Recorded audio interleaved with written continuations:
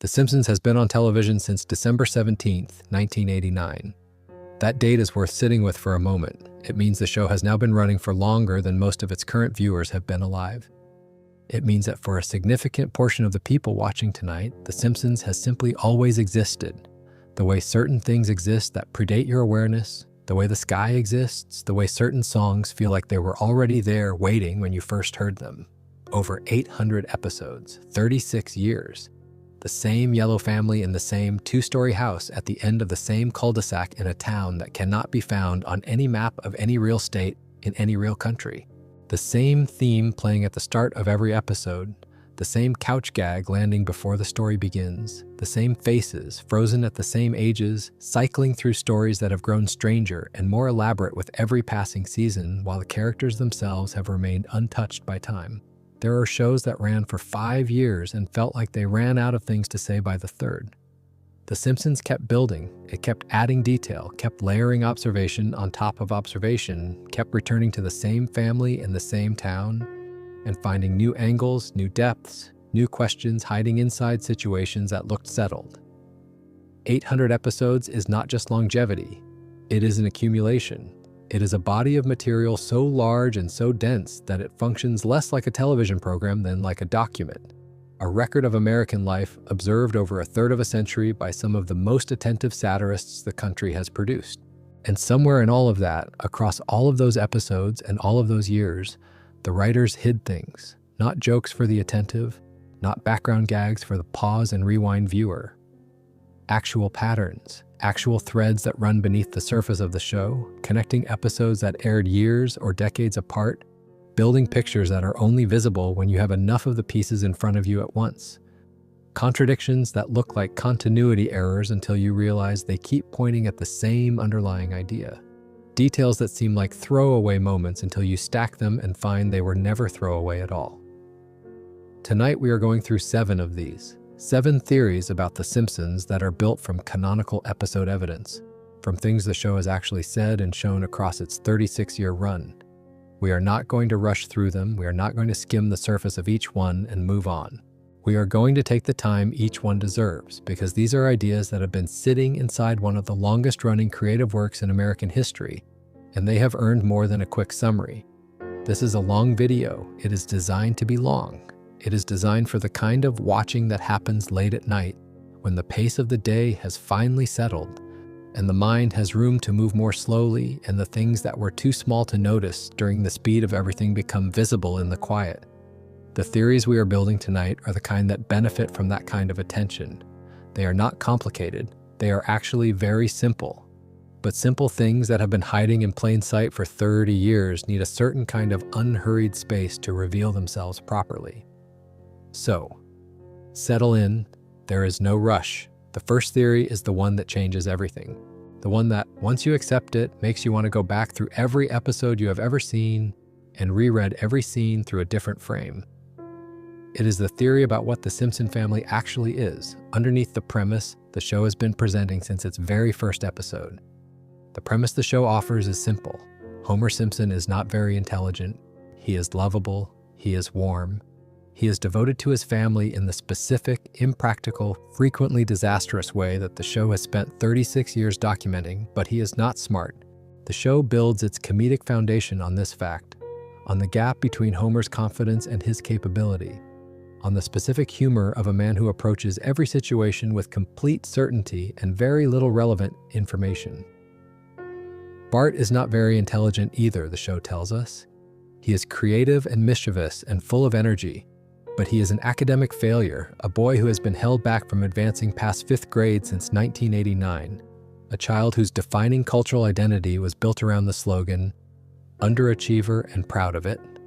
And Abe, the grandfather, is a forgetful old man. And Marge is patient but ordinary. And the family is the family, lovable, warm, specifically American in its cheerful mediocrity.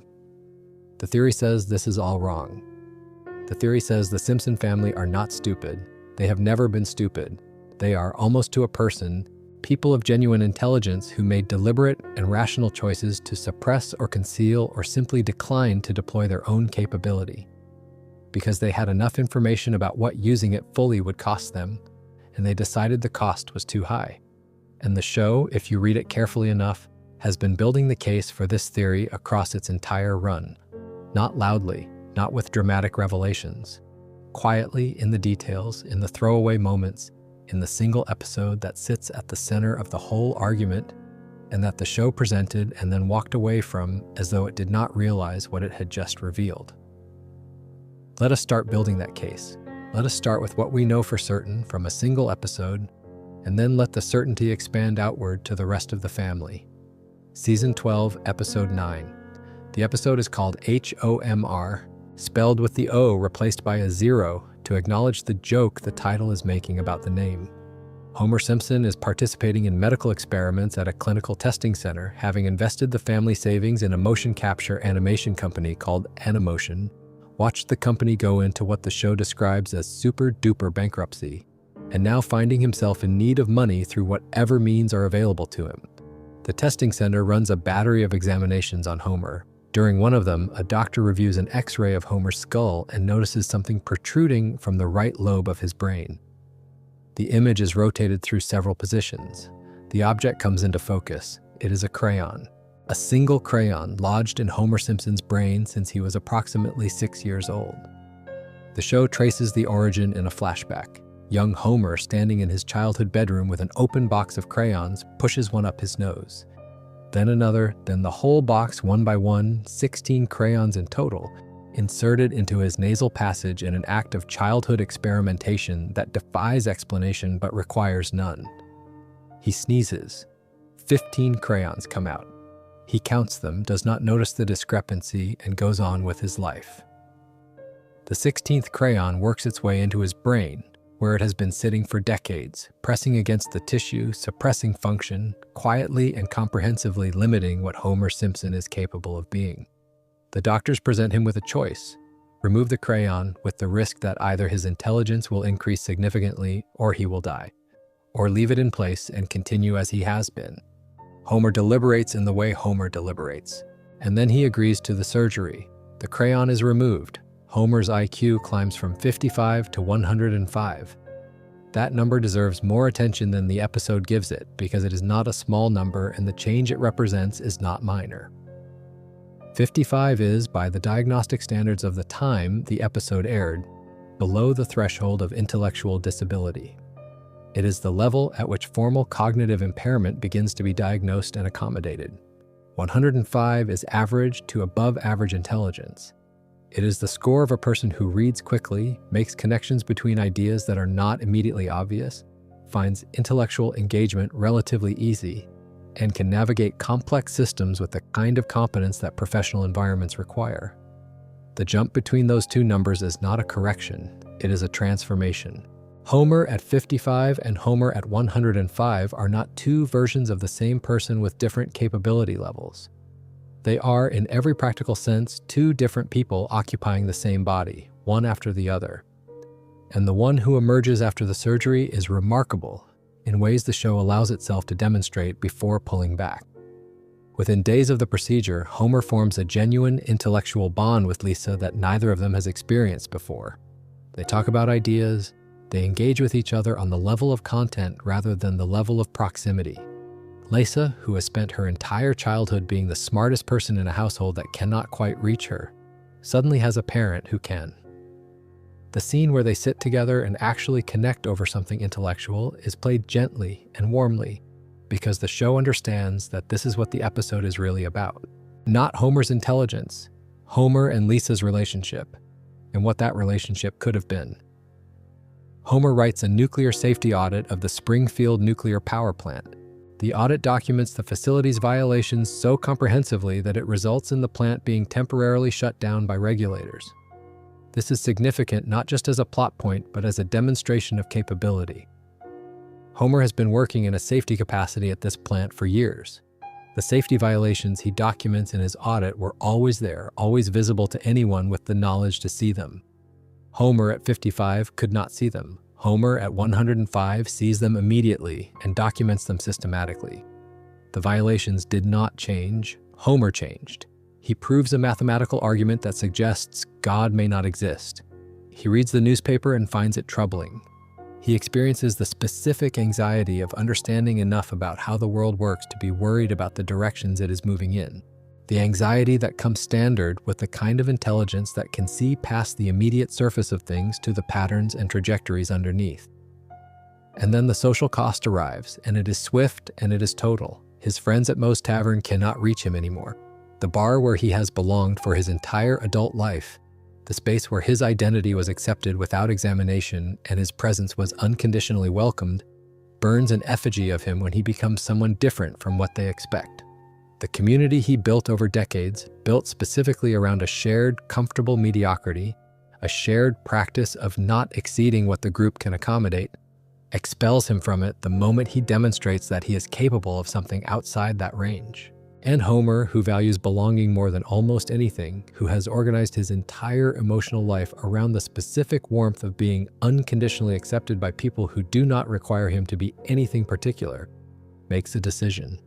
He goes to Moe's Tavern and asks Moe, who turns out to possess unlicensed surgical capability, to put the crayon back. The procedure is performed. Homer's IQ returns to 55.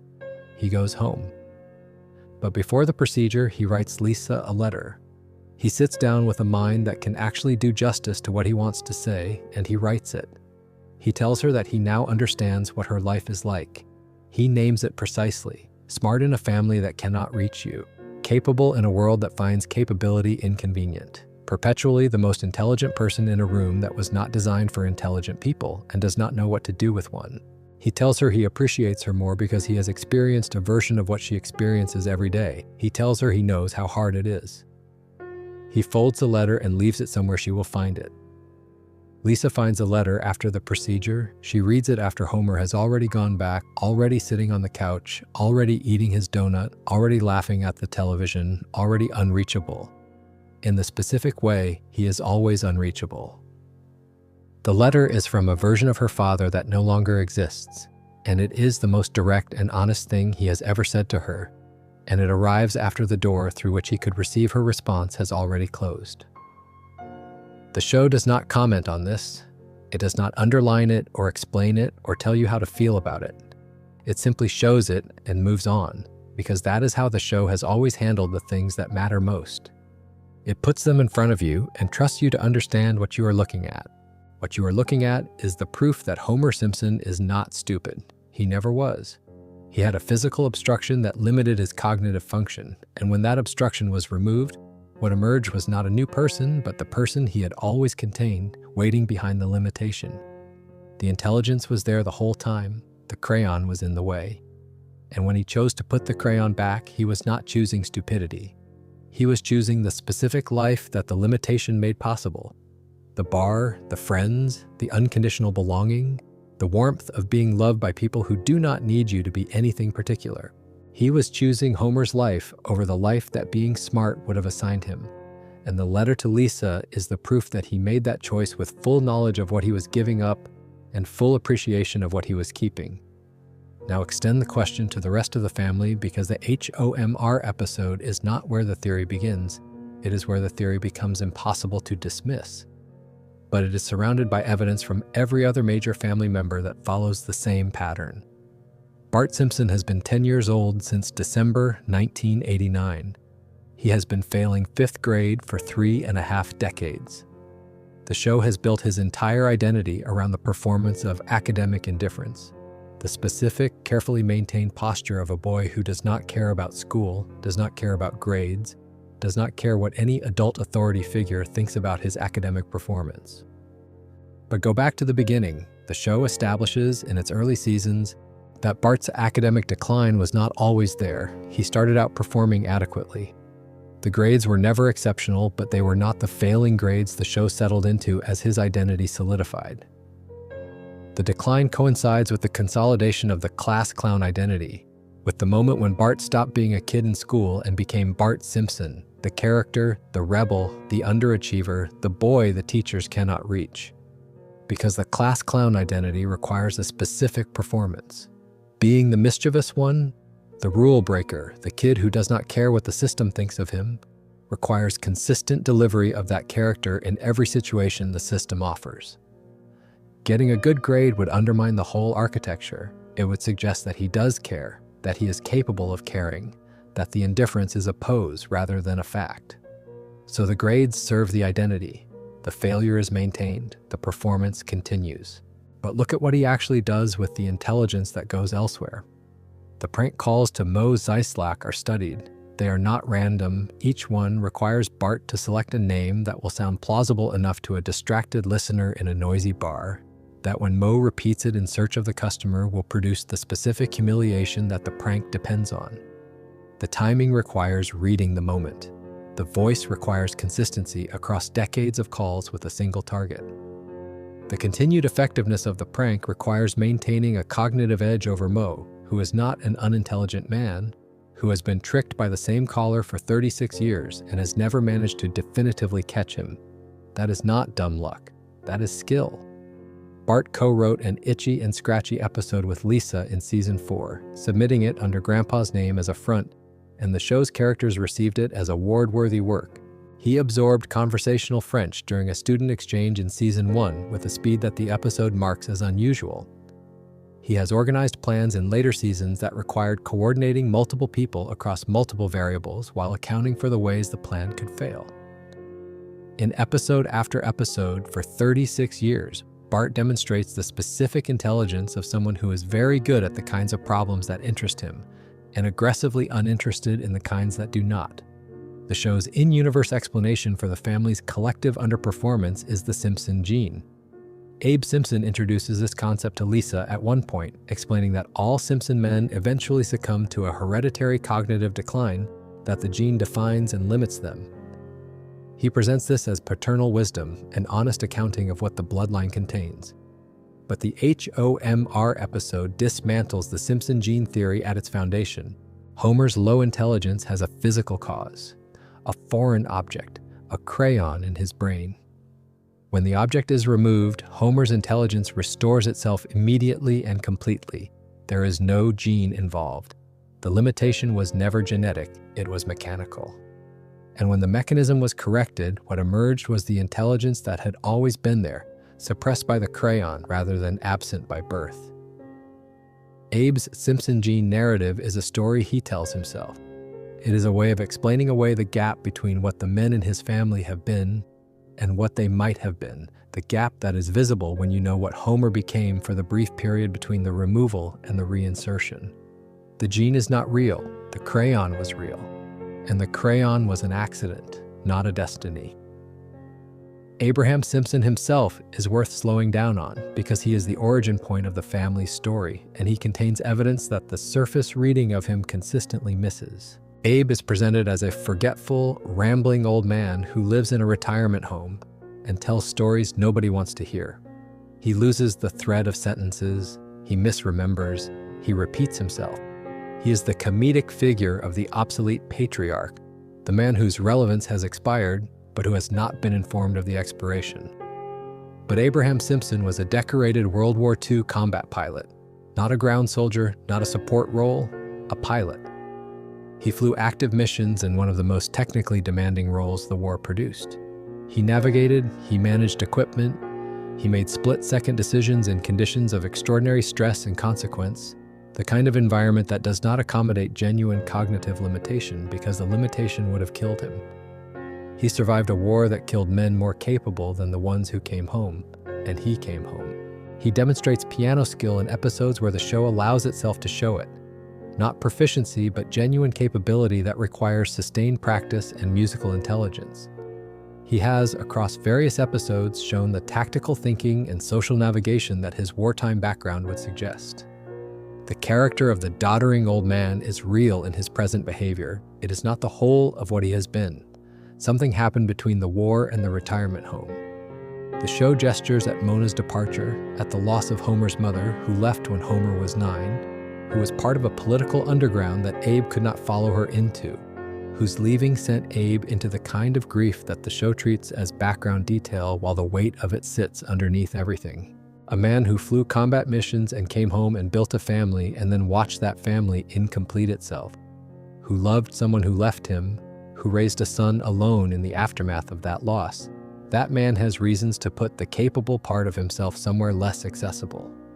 reasons to become the version of himself that requires nothing and expects nothing, and is therefore unable to be disappointed again. The forgetfulness is real. The age is real. But the man underneath the age is also real, and he was once the man in the wartime photographs. And the distance between those two people is a story the show has always had access to and chosen, mostly, not to tell directly. Marge is the simplest case and also the most poignant, because with Marge, the show has never hidden what she contains. It has simply shown it repeatedly in episode after episode and trusted the premise to keep reasserting itself despite the evidence. She was an excellent student. The show establishes this clearly in early seasons in the flashback episodes that show her younger, before the family existed. She had genuine ambitions. She wanted things that the show, by the time we meet her as a middle-aged housewife, has put away but not erased. She made a choice. The show has never been willing to call that choice a mistake, because it is not a mistake in the terms she used to make it. She wanted Homer. She wanted the family she built with him. She chose it. She would choose it again. But in every episode that places her in a professional context, she is immediately, visibly good at what she does. Real estate, results that impressed experienced colleagues. Police work, genuine aptitude for the technical and interpersonal dimensions of the job. Painting, work that a passing dealer recognized as genuinely accomplished rather than politely competent. In nearly every professional context the show offers her, even briefly, she performs at a level that the domestic frame usually requires her to keep folded away. She contains multitudes. The show knows this. It has always known this. And the choice she made to build the family rather than the career does not erase the multitudes. It simply places them inside the life she chose, where they occasionally surface in the episodes where circumstances allow it, and then fold back in again because the premise needs the couch and the kitchen and the patient, steady center of the household. And Maggie, 36 years of infancy, the baby who has not aged, who communicates in pacifier sounds and the expressions the animators give her, who is carried through the show's events as a passenger in the story of people old enough to narrate their own experience. She shot Mr. Burns. We will examine that claim fully in its own section. But for now, the relevant fact is simpler. An infant acquired, aimed, and fired a weapon in a confrontation with a fully grown adult, and the show treated this as something requiring explanation rather than something to be dismissed as impossible. Within the logic of the universe, Maggie is capable of it. She has organized daycare escapes that required coordinating other infants across a spatial plan. She saved her father from a mob assassination. She watches everything, understands more than she is permitted to express, and the expressions the animators give her in scenes where adults talk around her are frequently the most knowing in the room. She has not made the choice the others made, the choice to stay below the line, to be less than what she contains. She has not made it yet. The show has been preserving that open space for 36 years. Lisa chose intelligence. She chose it absolutely and without reservation. And the show has spent 36 years documenting what that costs her, not as a warning and not as a condemnation, but as an honest accounting of a real trade. She is isolated in her family in a specific and recurring way. The connection she has with Homer in the episode after his surgery is the realest thing they have ever shared, and it lasts 22 minutes before the crayon goes back and the door closes again. Her intelligence is a translation barrier between her experience and everyone else's, a layer that love can reach across but understanding cannot. She has spent her childhood being the most capable person in a town that finds capability inconvenient, and an intellect that a household built for a different purpose cannot fully accommodate. The show does not tell this as tragedy, it tells it as balance. Lisa's path has rewards that the others' paths do not include: clarity, ambition, the specific pleasure of being right about things that matter. But the others' paths have rewards that Lisa's does not include: belonging, warmth, the unconditional acceptance of people who love you without needing you to be anything particular. The show has been sitting with this balance, examining it from every angle, refusing to declare a winner for 3 decades. That is the theory. Not that the Simpsons are secretly brilliant people who have been pretending to be ordinary. The theory is more interesting and more human than that. The Simpsons are people of genuine capability who looked at what the fullest expression of that capability would cost them, and most of them decided the cost was too high, not because they were afraid, not because they failed, because they understood the trade and made a choice. Homer understood it completely when he wrote the letter. He understood that intelligence was not the same thing as happiness, that being capable of something is not the same thing as wanting the life that capability assigns you. He understood what Lisa's life looks like from the inside. And he chose the couch and the donut and the bar and the unconditional belonging of being the specific, limited, lovable Homer Simpson that Springfield has always known. He chose it knowing exactly what he was giving up. The letter is the proof. If you're still watching, settle in a little more. The second theory builds on the first in a specific way because it is about the man who has employed Homer for 36 years, who has watched the crayon-limited version of Homer cause catastrophe after catastrophe at his nuclear plant, and who has spent those same 36 years fighting specifically and deliberately to make sure Homer never leaves. Charles Montgomery Burns has been running the Springfield nuclear power plant for longer than any of his employees have been alive. The show places his age, depending on which episode you trust most, somewhere between 100 and 104 years old. He is a man who was young during the Great Depression, who was a soldier in World War II, who has survived every economic and political upheaval of the 20th century and continued through all of it to accumulate power and wealth with the specific patience of someone who has learned that time and leverage are the same thing.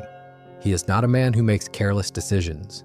This is established beyond any doubt across the show's entire run. Burns considers, Burns calculates, Burns understands that every action has costs and benefits, and that the key to sustaining power across a century is ensuring that the costs are always paid by someone else and the benefits always flow to you. He is, in the show's universe, the most competent villain in the cast. His villainy is not impulsive or theatrical, it is systematic. It is the villainy of someone who has had decades to refine how he operates and who operates accordingly. So the question that should have been asked 30 years ago, the one that hangs over every interaction between Burns and Homer in every episode they share, is this: why does Charles Montgomery Burns keep Homer Simpson employed? Not as a rhetorical flourish, as a genuine question. As the kind of question that, once you formulate it clearly, produces an answer that changes how you read the entire show. Season 8, Episode 23. Homer's Enemy.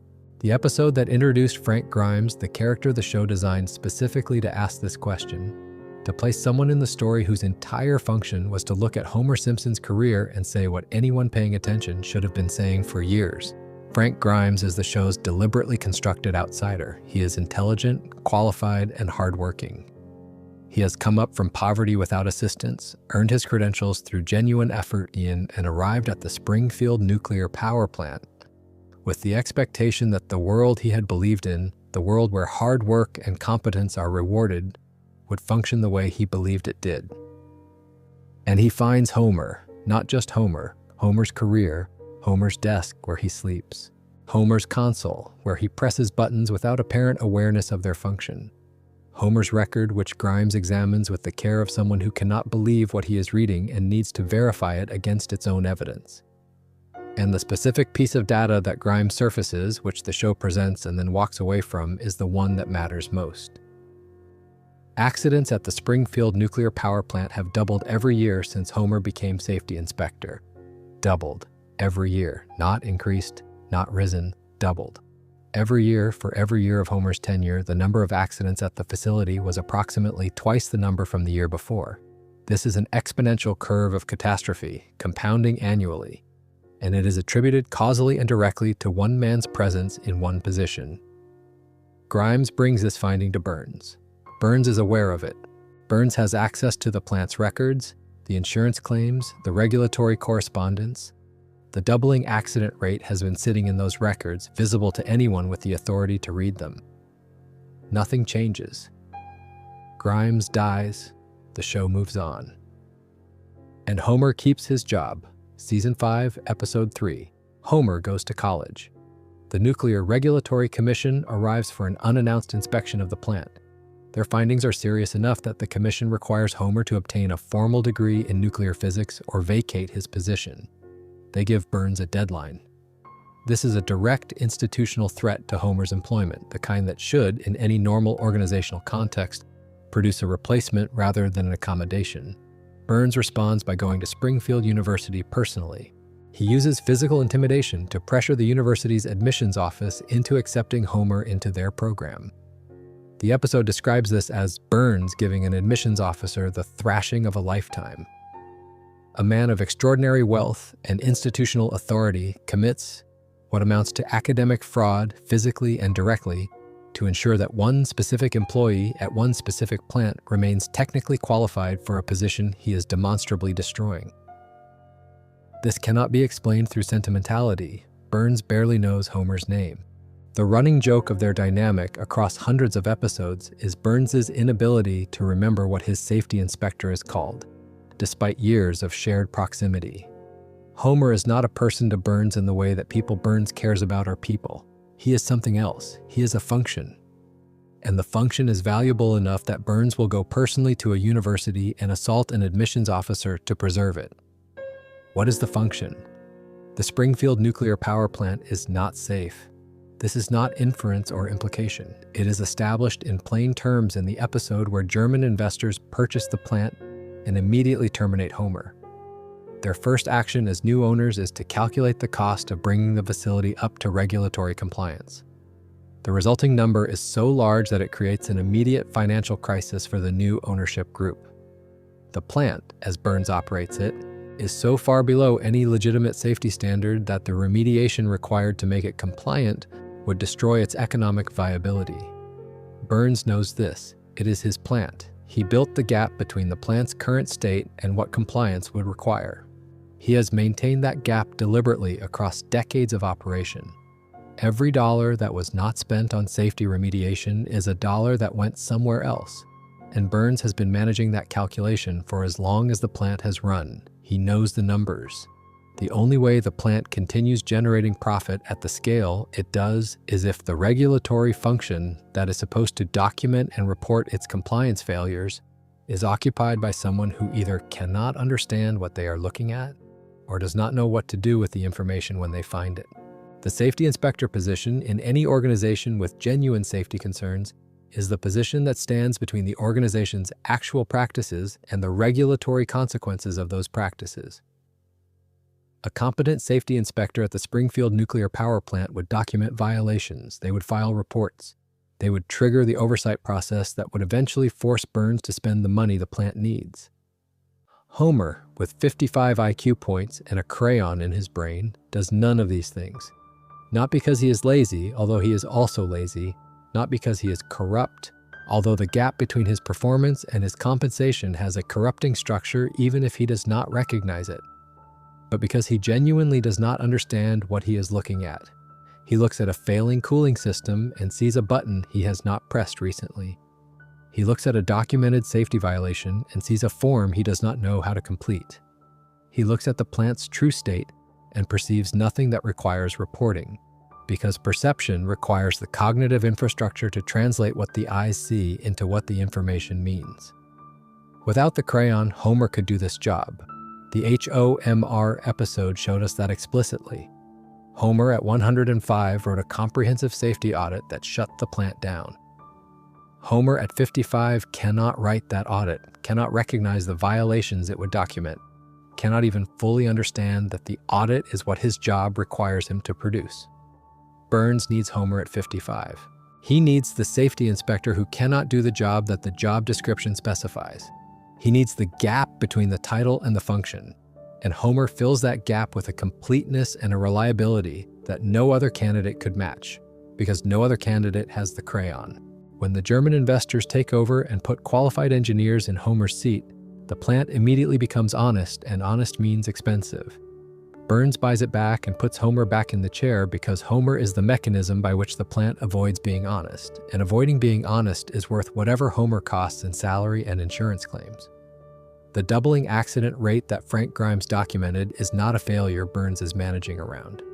It is the cost of the service Homer provides. The accidents are the price of having a safety inspector who cannot identify safety violations. Burns has calculated that price against the price of regulatory compliance and found the accidents cheaper every year. This is the theory in its cleanest form. Homer Simpson is not Charles Montgomery Burns' worst employee. Homer Simpson is Burns's most valuable operational asset. The incompetence is not the problem with the arrangement, the incompetence is the arrangement. It is what Burns is paying for, and it is what Burns has been fighting to protect every time Homer's employment has been threatened, every time a more qualified candidate has appeared, every time the regulatory system has attempted to impose a standard that Homer cannot meet.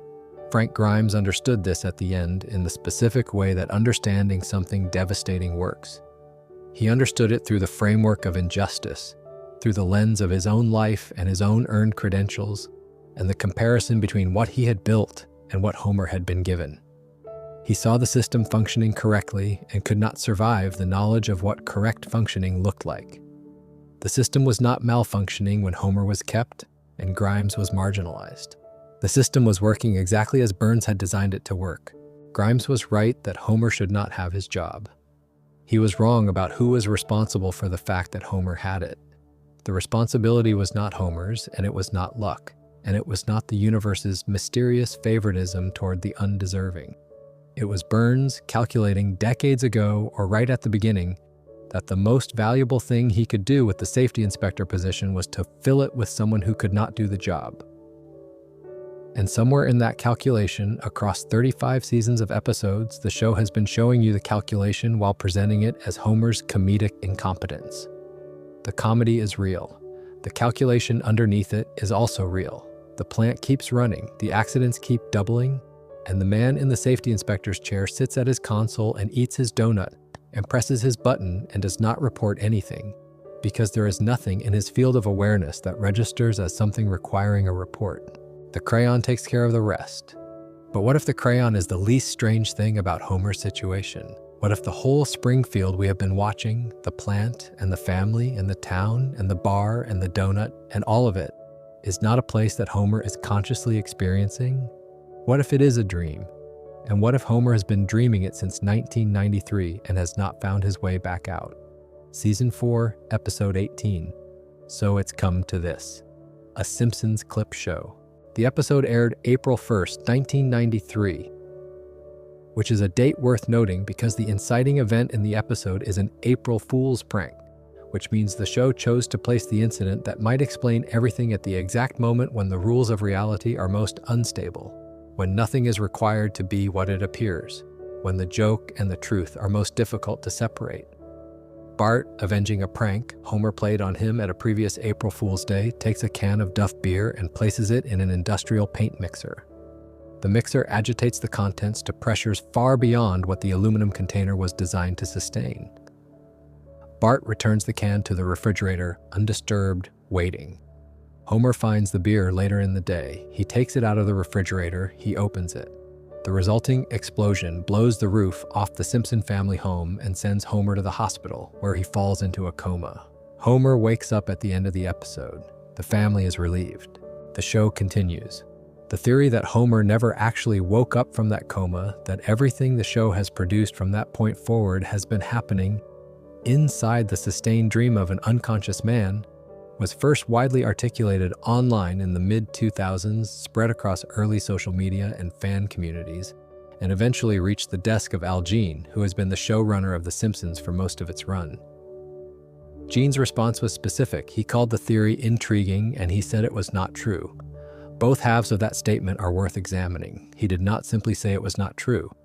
He said it was intriguing and then said it was not true, which is a more complicated response than a simple denial, and which has always been, for anyone paying attention to the way the show's production team engages with its own mythology, the most interesting two words in the whole conversation. But let us build the case first, because the case is what matters. 3 episodes before the coma episode, the show aired Homer the Heretic, Season 4, Episode 3. In it, Homer has a direct conversation with God. The conversation covers several topics, but the one that matters for this theory is a specific exchange near the end. Homer asks God what the meaning of life is. God tells Homer he will find out when he dies. Homer says he cannot wait that long. God asks whether Homer could wait 6 months. The episode ends without resolving this exchange. Homer does not get his answer. The conversation simply ends, as dream logic often ends things, without a satisfying conclusion, carrying the question forward into the unresolved space beyond the episode's frame. 6 months later, measured in the show's compressed production timeline, Homer is in a coma. The theory reads this as a structural signal. God told Homer he would find out the meaning of life when he died. And when Homer pressed for a shorter timeline, God offered 6 months. 6 months later, Homer is placed in the closest state to death that a living person can occupy. The coma is the threshold. It is the experience that was always coming in the 6-month window, the liminal space between living and dying, where the question Homer asked might finally receive an answer. And the theory says, the answer never came, and Homer never woke up, and the show has been the answer the dream produced instead.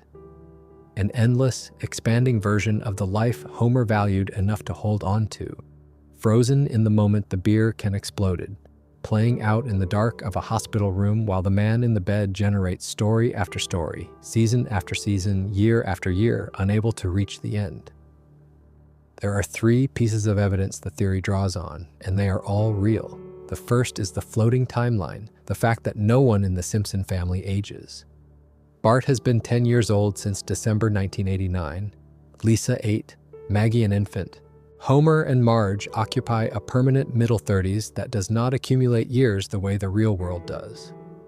The show's production rationale for this is the floating timeline, a real device that long-running animated series used to allow indefinite continuation without the complications of aging characters.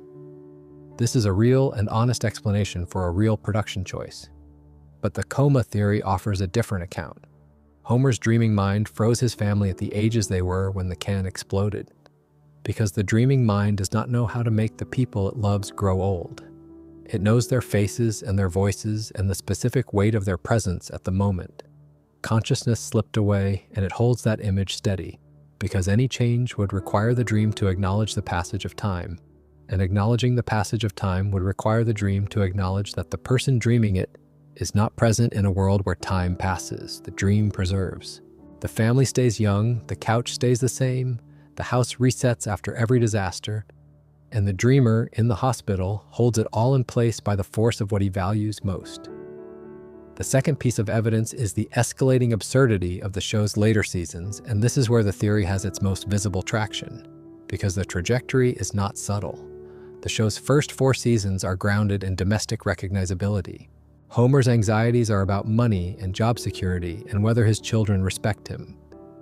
The stories are about things that happen to families: financial stress, school performances, neighborhood relationships, the ordinary architecture of a working-class American life. The world of early Simpsons is the world you might actually inhabit, distorted just enough to be funny, but anchored in genuine human experience that the audience can recognize as their own. By season 10, Homer has been to space on a NASA shuttle. He has joined the Springfield Mafia. He has time-traveled on 2 separate occasions. He has encountered what appeared to be alien life, which turned out to be Mr. Burns under the influence of medical treatments, but which the episode played completely straight for its entire runtime before the reveal. He has become a food critic, a bodyguard, a motorcycle daredevil, a professional boxer's trainer, a monorail conductor, and a participant in dozens of other scenarios that have no relationship to the working-class domestic life that the show began with. The departure from domestic reality does not plateau at some point and hold steady. It accelerates. The show keeps finding new extremes, keeps generating more elaborate and more improbable premises, keeps producing seasons in which Homer's life becomes larger and stranger and more disconnected from anything recognizable as ordinary. And the content has a specific quality. It always centers Homer. It always makes Homer the protagonist of whatever impossible thing is happening. It always returns to Homer as the axis around which the extraordinary event rotates, the still point of the spinning story. This is the structure of a dream. The dreaming mind constructs scenarios of increasing unusualness, each one producing the feeling that this is simply how things are, that this is just the next thing that happens, before shifting to something stranger still. The dreamer is always central. The dreamer is always the relevant figure. Everyone else orbits around the dreamer's presence and perspective, and the content escalates because the dreaming mind's appetite for stimulation does not have a natural ceiling. And the only limit on what it generates is the personality that the coma preserved when it sealed Homer's consciousness away from the waking world. The third piece is the simplest and perhaps the most haunting.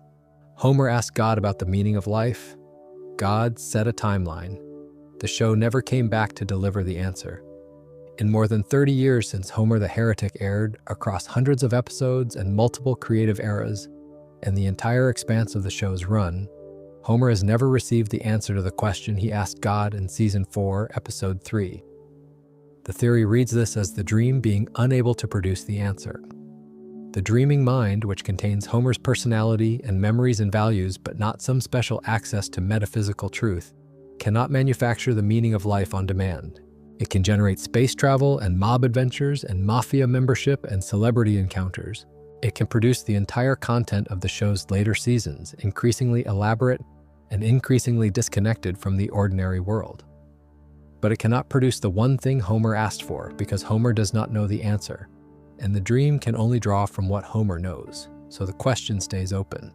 God promised an answer and the show never delivered one, and the man who asked the question has been waiting in the dark of a hospital room, constructing the longest and most detailed dream in television history, holding his family at the ages he loved them, building a town that looks like everywhere and nowhere, generating story after story as the years pass.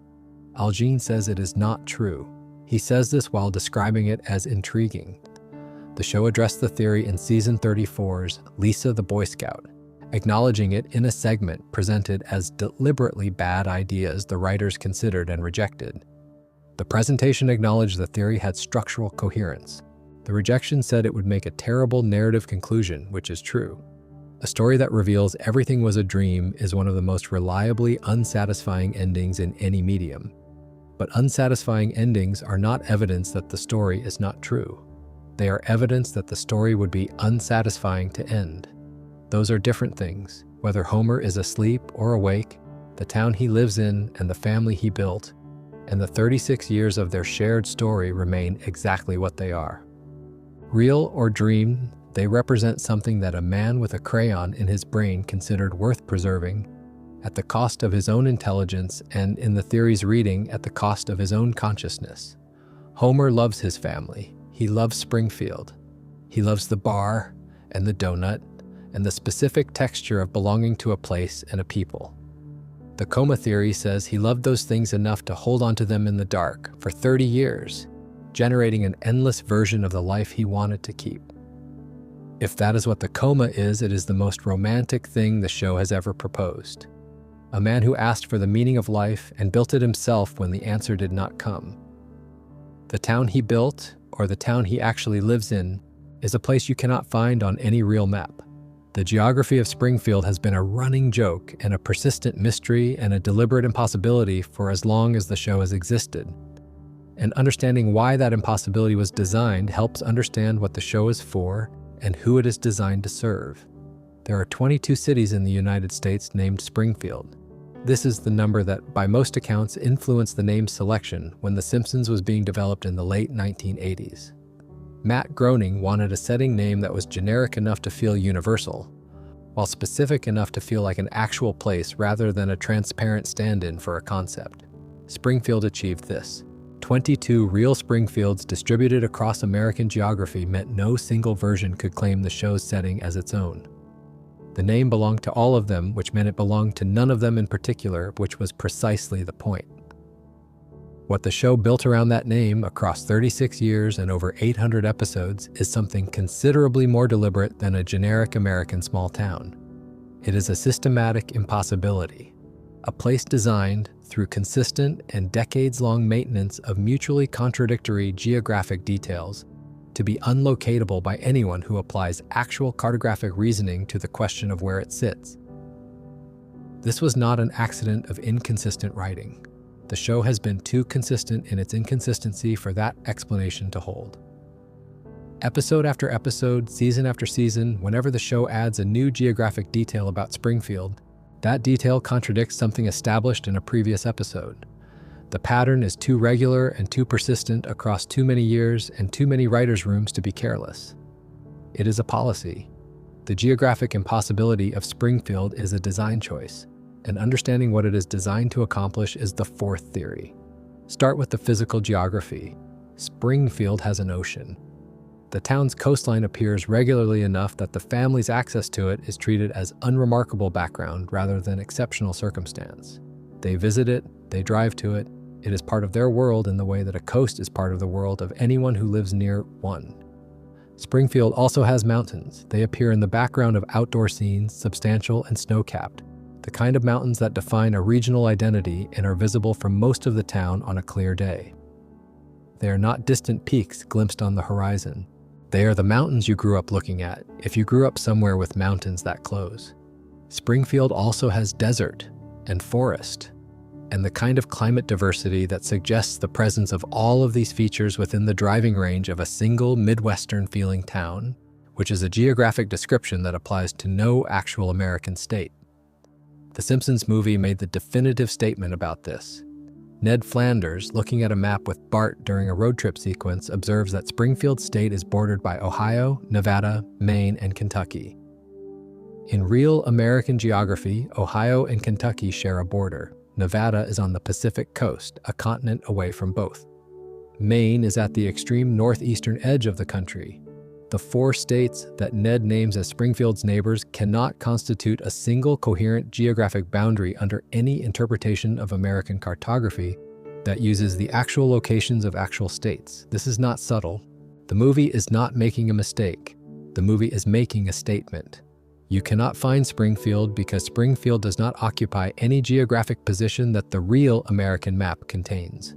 Homer's driver's license, visible in multiple episodes in sufficient detail for viewers to read it, shows a state abbreviation that is rendered as NT or TA depending on which episode you examine and how carefully you examine it. Neither abbreviation corresponds to any real American state. This is not an animation error. It is a consistent production choice to put a non-real state abbreviation on a document that, in any realistic version of Springfield, would contain a real one. The state capital is called Capital City, not Springfield, which is an actual state capital in several real states and would have been a plausible choice. Not a real city name borrowed from any actual American state. Capital City, a name so deliberately placeholder in its construction that it might as well be the default text in a document template. The state flag has no canonical design. The state governor is a recurring background presence whose name has changed between episodes without explanation or acknowledgement. The entire administrative geography that would anchor Springfield to a real state is either absent or replaced with generic stand-ins that resist any specific identification. The fan attempts to locate Springfield are a literature of their own. Fans have spent decades assembling the geographic clues from hundreds of episodes, mapping them against real American geography, and proposing identifications that the show consistently defeats. The Kentucky theory rests on a specific exchange where Homer responds to Burns discussing the importation of sugar by saying he must mean Tennessee, implying Kentucky is to their north. Kentucky would align with some of the show's Midwestern cultural sensibility. Capital City has features that could loosely correspond to Frankfort, Kentucky's actual state capital. The theory has real evidence and fails on the coast because Kentucky has no coastline, and Springfield's ocean access is too consistent and too central to the show's geography to explain away. The Texas theory uses a sign visible in one episode near Springfield's perimeter that reads 676 miles to Mexico, which would place the town in southern Texas by any reasonable calculation. Texas has desert. It has the scale of space the show implies. The show's relatively casual treatment of Mexico as an accessible destination is consistent with a Texas location. The theory fails on the mountains, which are too substantial and too present in the show's visual vocabulary to be the low hills of South Texas. Matt Groening has confirmed in interviews that the inspiration for Springfield was Springfield, Oregon, which he believed at the time of the show's creation to be a neighboring town to Portland, where he grew up. The confirmation is real. Several character names in the show correspond to street names in North Portland. Flanders Street, Kearney Street, Lovejoy Street are all real Portland thoroughfares that the show repurposed as character surnames. The Oregon inspiration is documented and genuine, but Springfield, Oregon does not have an ocean and mountains and desert within driving range of each other in the proximity the show suggests. The inspiration was Oregon. The setting was never meant to be Oregon specifically. All of the theories fail for the same reason. The show is not a puzzle with a location as its solution. It is a systematic demonstration that the location question has no answer. performed across 36 years through the consistent addition of contradictory geographic information. Every new detail that adds to Springfield's geography negates something established before it. The system is closed against identification, not open to it. The reason the system was built this way is the theory. Springfield was designed to be everywhere and nowhere at once. Its geography is universal rather than particular because its purpose is to serve as the setting for every viewer's experience rather than one specific region's. If you grew up near mountains, the mountains in Springfield's background are your mountains. If you grew up near the ocean, Springfield's coast is your coast. If your town had a nuclear plant visible from the highway, Springfield's plant is your plant. If your high school looked like Springfield Elementary, if your bar had a Mo, if your neighborhood had a Ned, if your workplace had a Burns, the show was built to accommodate that recognition without being reducible to any single instance of it. David Silverman, who directed the movie and numerous episodes of the series, acknowledged this when asked about the location question, joking that Springfield might be in a fictional state he called North Tacoma. The joke is the most honest thing the production has ever said about it. The state is not real. The abbreviation does not correspond to anything. The town is in a place that does not exist on any real map because the town is the idea of every American town rather than any specific American town. The Dayton Daily News once called Springfield's location the riddle wrapped in an enigma. But it was never a riddle. Riddles have answers. This has a design philosophy which is different. The design philosophy says, this place is yours. You cannot be told where it is because it is already where you know it to be. It is the town you carry with you, the one you return to when you need to feel like somewhere exists that will always be there. Springfield is wherever you were when the opening theme first mattered to you. That is where it has always been. That is where it will always be. Right next door to that impossible town, in a house that also cannot be mapped to any real address on any real street in any real city, lives Ned Flanders. He has been Homer's neighbor for 36 years. He has waved from his driveway every morning, said something with a diddly in it, absorbed every instance of Homer's thoughtlessness with a grace that the show presents as Christian virtue, and maintained through all of it a cheerfulness so consistent and so unbroken that it has become one of the show's defining character signatures. The theory about Ned Flanders is that the cheerfulness is not virtue. It is the behavioral output of a childhood intervention that worked so well it broke the mechanism it was supposed to repair. And the show told you this in December 1996 in one of its greatest episodes, and then asked you to go back to laughing at the diddly-ums as though the revelation had not just changed everything. Season 8, Episode 8, Hurricane Nettie. Written by Steve Young, who was brought in specifically for this episode, a writer whose primary professional background was Late Show, with David Letterman rather than animated television, directed by Bob Anderson, first aired December 29, 1996. A hurricane strikes Springfield. The camera moves through the neighborhood in the aftermath, documenting the damage. One house after another, intact. The Simpsons' home, intact. The Wiggums, intact.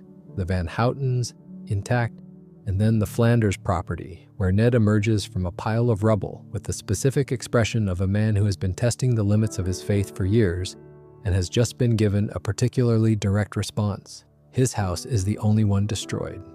The episode plays this as dark comedy about Ned's relationship with God, and the comedy is genuine and it lands, but the destroyed house is setup, not punchline. The actual punchline is what comes after. The community rallies. Homer organizes the rebuilding effort with the enthusiasm and the specific incompetence that characterize everything Homer organizes. The neighborhood comes together. Materials are assembled. Work is completed.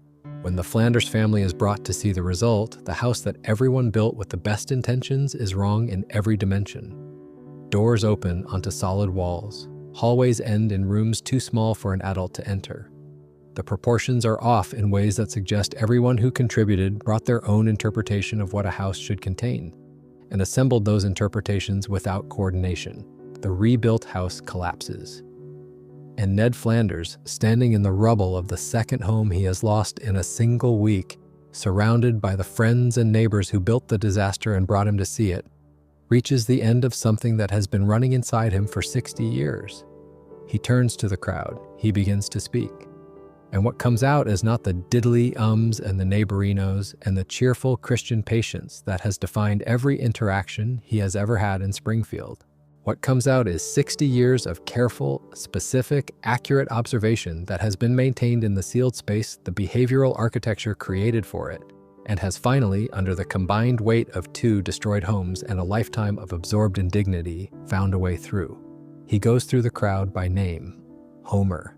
Lazy, stupid, irresponsible, and somehow beloved by everyone despite a lifetime of behavior that should have consequences. Marge, enabling, willfully blind to her husband's failures, the accomplice whose patience sustains the disaster. The Lovejoys, hypocrites who weaponize religious authority and apply it selectively in ways that conveniently serve their social positioning. The Van Houtens, a marriage that is visible, dysfunction performing normalcy. Bart, a terror that the school system and the neighborhood have collectively declined to address. Lisa, a know-it-all whose intelligence serves as a social weapon she deploys without accountability.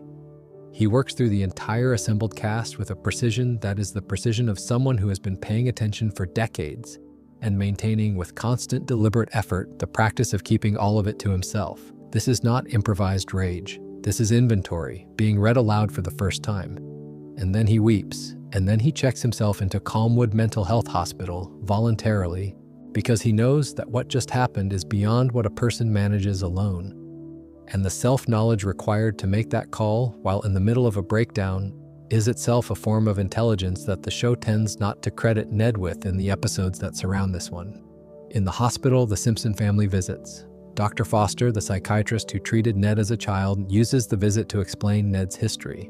Ned's parents were beatniks, not metaphorical bohemians or free spirits in the loose, casual sense that word sometimes carries. Actual 1950s intellectuals who believed that the application of behavioral discipline to children was philosophically incompatible with authentic self-expression, and who declined to apply any. The result was a child described in the episode as an out-of-control nightmare, a small person with no behavioral structure and no capacity to regulate his own impulses, who tore through every environment he inhabited without anything to govern the trajectory of his behavior. Dr. Foster administered the University of Minnesota Spankological Protocol. 8 months. 8 months of continuous physical behavior modification administered to a child who could not consent to it, could not fully understand it, could not advocate for himself within it. The goal was behavioral correction. The outcome, as Dr. Foster describes it with a directness that the show earns by treating it seriously rather than just as a punchline, was overcorrection. The treatment worked too well. The child who could not stop the destructive behavioral expressions was replaced by a man who cannot access the normal range of emotional expression at all. Not reduced access, no access. The door was closed and sealed and has remained sealed for 60 years. This is what the diddly ums are. They are not quirks that Ned developed naturally through a specific personality formation. They are verbal substitutes that emerge to fill the space where normal language, with its full range of emotional expressiveness, was no longer available. Normal language allows for frustration and annoyance and anger, and the specific sounds those experiences make when they find their way out through speech. The protocol sealed all of that away. The diddly ums are what grew in the space that was left. Language that can function socially without ever quite touching the emotional register that the protocol sealed. The cheerfulness is not spiritual peace. It is the sole behavioral option the protocol left available. There is no anger available. There is no expressed frustration. There is no complaint. There is only the cheerful surface, maintained as consistently as a machine maintains its function, because the machine was built to do one thing and everything else was removed. The faith connects to this in a way the show has always had available and rarely pushed on directly. Ned Flanders is the show's most genuinely devout character. His Christianity is presented as authentic throughout the series. The comfort he draws from it is real. But a man who was conditioned from childhood to suppress every negative emotional response would find extraordinary utility in a religious framework that specifically valorizes patience, endurance, the absorption of suffering without complaint, and the deferral of justice to divine authority. These are not incidental features of Ned's faith. They are its structural core, and they align so precisely with what the Spankological Protocol produced that the alignment cannot be coincidental. The faith did not create Ned's emotional architecture. The protocol created it. The faith gave the architecture a meaning and a language, a theological frame that converted the suppression into something that looked like virtue rather than damage. Ned did not find a religion whose values matched his conditioning.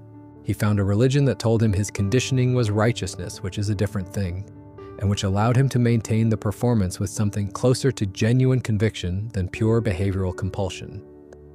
Now read every episode featuring Ned Flanders through this frame.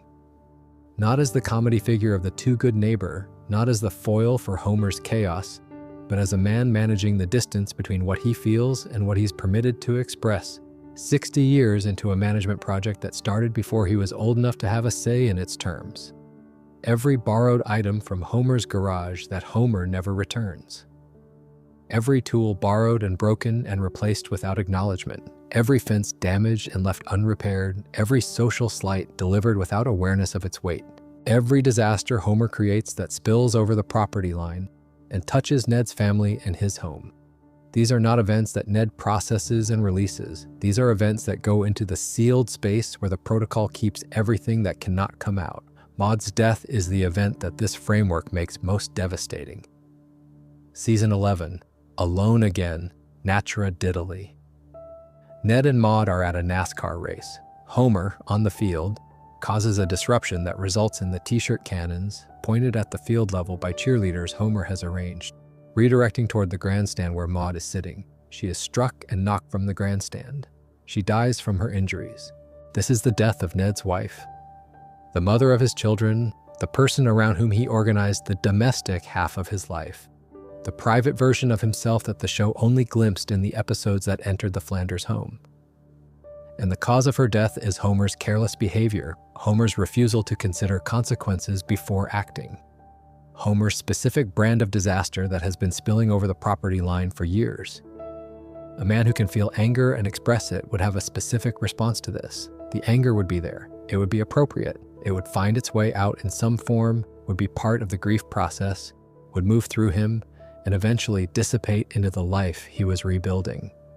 Normal grief requires the anger stage. It is not optional. It is a functional part of what the process needs in order to complete. Ned cannot complete the process, not because he lacks the grief. The grief is real. The loss is enormous. But the anger that should be part of moving through it is sealed away with everything else the protocol sealed. There is no exit for it. It goes into the space where 60 years of absorbed Homer-related experiences are already accumulating, and it joins them there, compressed and contained, adding to the weight the architecture was built to hold. The episodes following Maud's death show Ned grieving, struggling, eventually dating again, building a life without her. The show treats this as a character arc. The theory treats it as the behavioral output of a man for whom grief could only ever be processed through the channels the protocol left available, which means without the anger, which means without the full cycle, which means the process completed a version of itself while the core of what it needed to do remained sealed. Ned eventually remarried. The show gave him a new domestic life. He continues to wave from the driveway and say something with a diddly in it, and absorb every new instance of Homer's thoughtlessness with grace. The protocol holds, the protocol always holds, except for the 22 minutes in December 1996 when the weight was more than the architecture could contain. Dr. Foster told him as he left the hospital that his ongoing health required him to express frustration when people offended him, to break the pattern, to speak rather than suppress. Ned promised. He made a small joke about running people over with his car if they annoyed him, and it sounded like a joke, and Homer called him crazy, and Ned winked. In 28 years since that episode, across every season of the show that has aired since Hurricane Nettie, Ned Flanders has not told Homer Simpson in any canonical episode that Homer has hurt him. Not once. Not in the ways that would matter. The promise was made. The promise was not kept. The protocol held. The cheerfulness persists. The diddly ums continue. The waves from the driveway keep coming every morning across the impossible geography of a town that cannot be found, in the direction of a man who may or may not be awake, toward a family that is capable of more than it expresses and has chosen the version of itself that can sustain the warmth of belonging together. And inside the man waving, behind the cheerfulness, in the sealed space the protocol built 60 years ago, the weight keeps accumulating, patient, compressed, waiting. The theory does not predict what happens when enough weight accumulates. The hurricane happened once. The show asked you to forget it. The theory says you should not. The sixth theory is about the show's most famous reputation, the one that follows it into almost every cultural conversation about it that has occurred in the last 20 years. The one that generates a specific kind of headline whenever reality produces something that an episode from 10 or 20 or 30 years ago depicted first. The claim, stated in its most common form, is simple. The Simpsons can see the future. The evidence for this claim is real. That is where we start, because it is important to confirm the evidence is genuine before we examine what it actually means. Donald Trump's presidency was depicted in the show in the year 2000, 16 years before it happened, in a season 11 episode called Bart to the Future. In it, Lisa Simpson serves as President of the United States and inherits a budget deficit from her predecessor. The name of that predecessor, visible in the episode, is Trump. The Apple Watch, or something functionally identical to it, appeared in a Season 6 episode from 1995 showing a character using a wrist-mounted communication device that operated on the logic that would eventually produce the smartwatch category of consumer electronics. Disney's acquisition of Fox was depicted in a Season 10 episode from 1998, 20 years before the actual acquisition, in a graphic that showed Fox's corporate parent absorbed into the Disney empire. And Cypress Hill, performing with the London Symphony Orchestra at the Royal Albert Hall, which happened in 2024 as part of the orchestra's centenary celebration, was depicted in a 1996 episode in which Cypress Hill accidentally booked the London Symphony Orchestra while under the influence of cannabis. 28 years. The joke took 28 years to arrive at the event it depicted. These are all verifiable. The episode citations exist. The real-world events occurred. The correspondences are not invented or exaggerated after the fact. Anyone who wants to confirm them can find both the relevant episodes and the relevant news coverage. So the question is what they mean. And the answer the show's actual creators have given, when asked directly, is the answer that both explains the phenomenon accurately and is considerably more interesting than any supernatural explanation. Al Jean, the showrunner who has run the series for most of its existence, addressed the predictive reputation in multiple interviews across multiple years and gave the same response each time. He described the predictions as educated guesses. He said that if you throw enough darts, you're going to get some bullseyes. This is both literally true and points towards something more specific than pure probability. Producer Bill Oakley offered the more precise version. There are very few cases where The Simpsons predicted something. It is mainly coincidence because the episodes are so old that history repeats itself. History repeats itself. That phrase is the key to understanding what the show's predictive reputation is actually built on. The show did not predict Donald Trump's presidency by possessing some special access to future political developments. It identified a type, a specific combination of characteristics that American political culture had been cultivating for decades. The wealthy celebrity who parlays name recognition and media presence into political authority.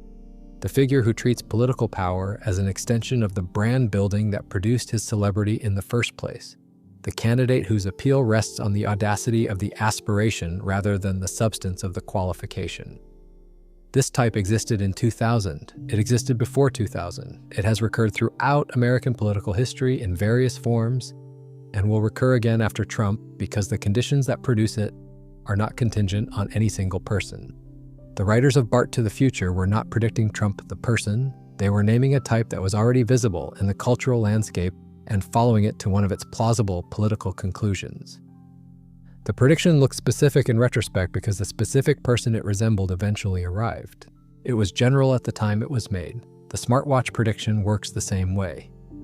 In 1995, consumer electronics were miniaturizing at a visible rate. Wireless communication was expanding. Wristwatches were the most universal personal accessory in the world. The combination of a watch form factor with communication functionality was not a visionary leap. It was the obvious next step for technology that was already moving in an observable direction. Any attentive observer of consumer electronics in 1995 could have made the same prediction. The show made it, and 20 years later, the technology arrived at that destination because the direction was real when the prediction was made.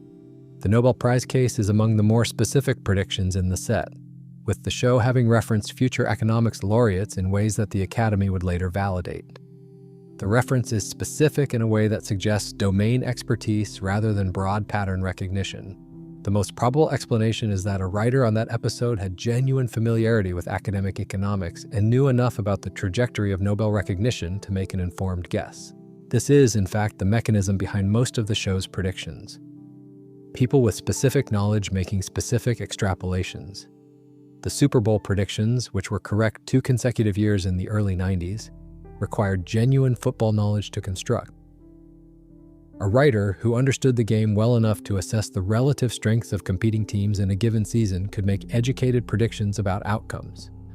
The show did this and got it right twice in a row because the knowledge was real and the analysis was sound. The Cypress Hill case illustrates the temporal dimension of all of this most vividly. The 1996 joke required the writer to understand Cypress Hill as a cultural entity, a hip-hop group whose identity was built partly around cannabis use, whose public persona occupied a specific cultural position in the mid-90s. It required the writer to understand the London Symphony Orchestra as a cultural entity, one of the world's most prestigious classical institutions, associated with formality and tradition and a specific kind of cultural distance from hip-hop.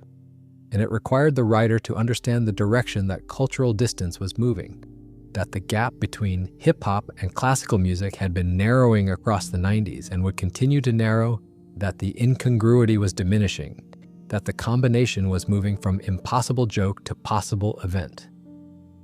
The writer saw that trajectory in 1996 and wrote the joke.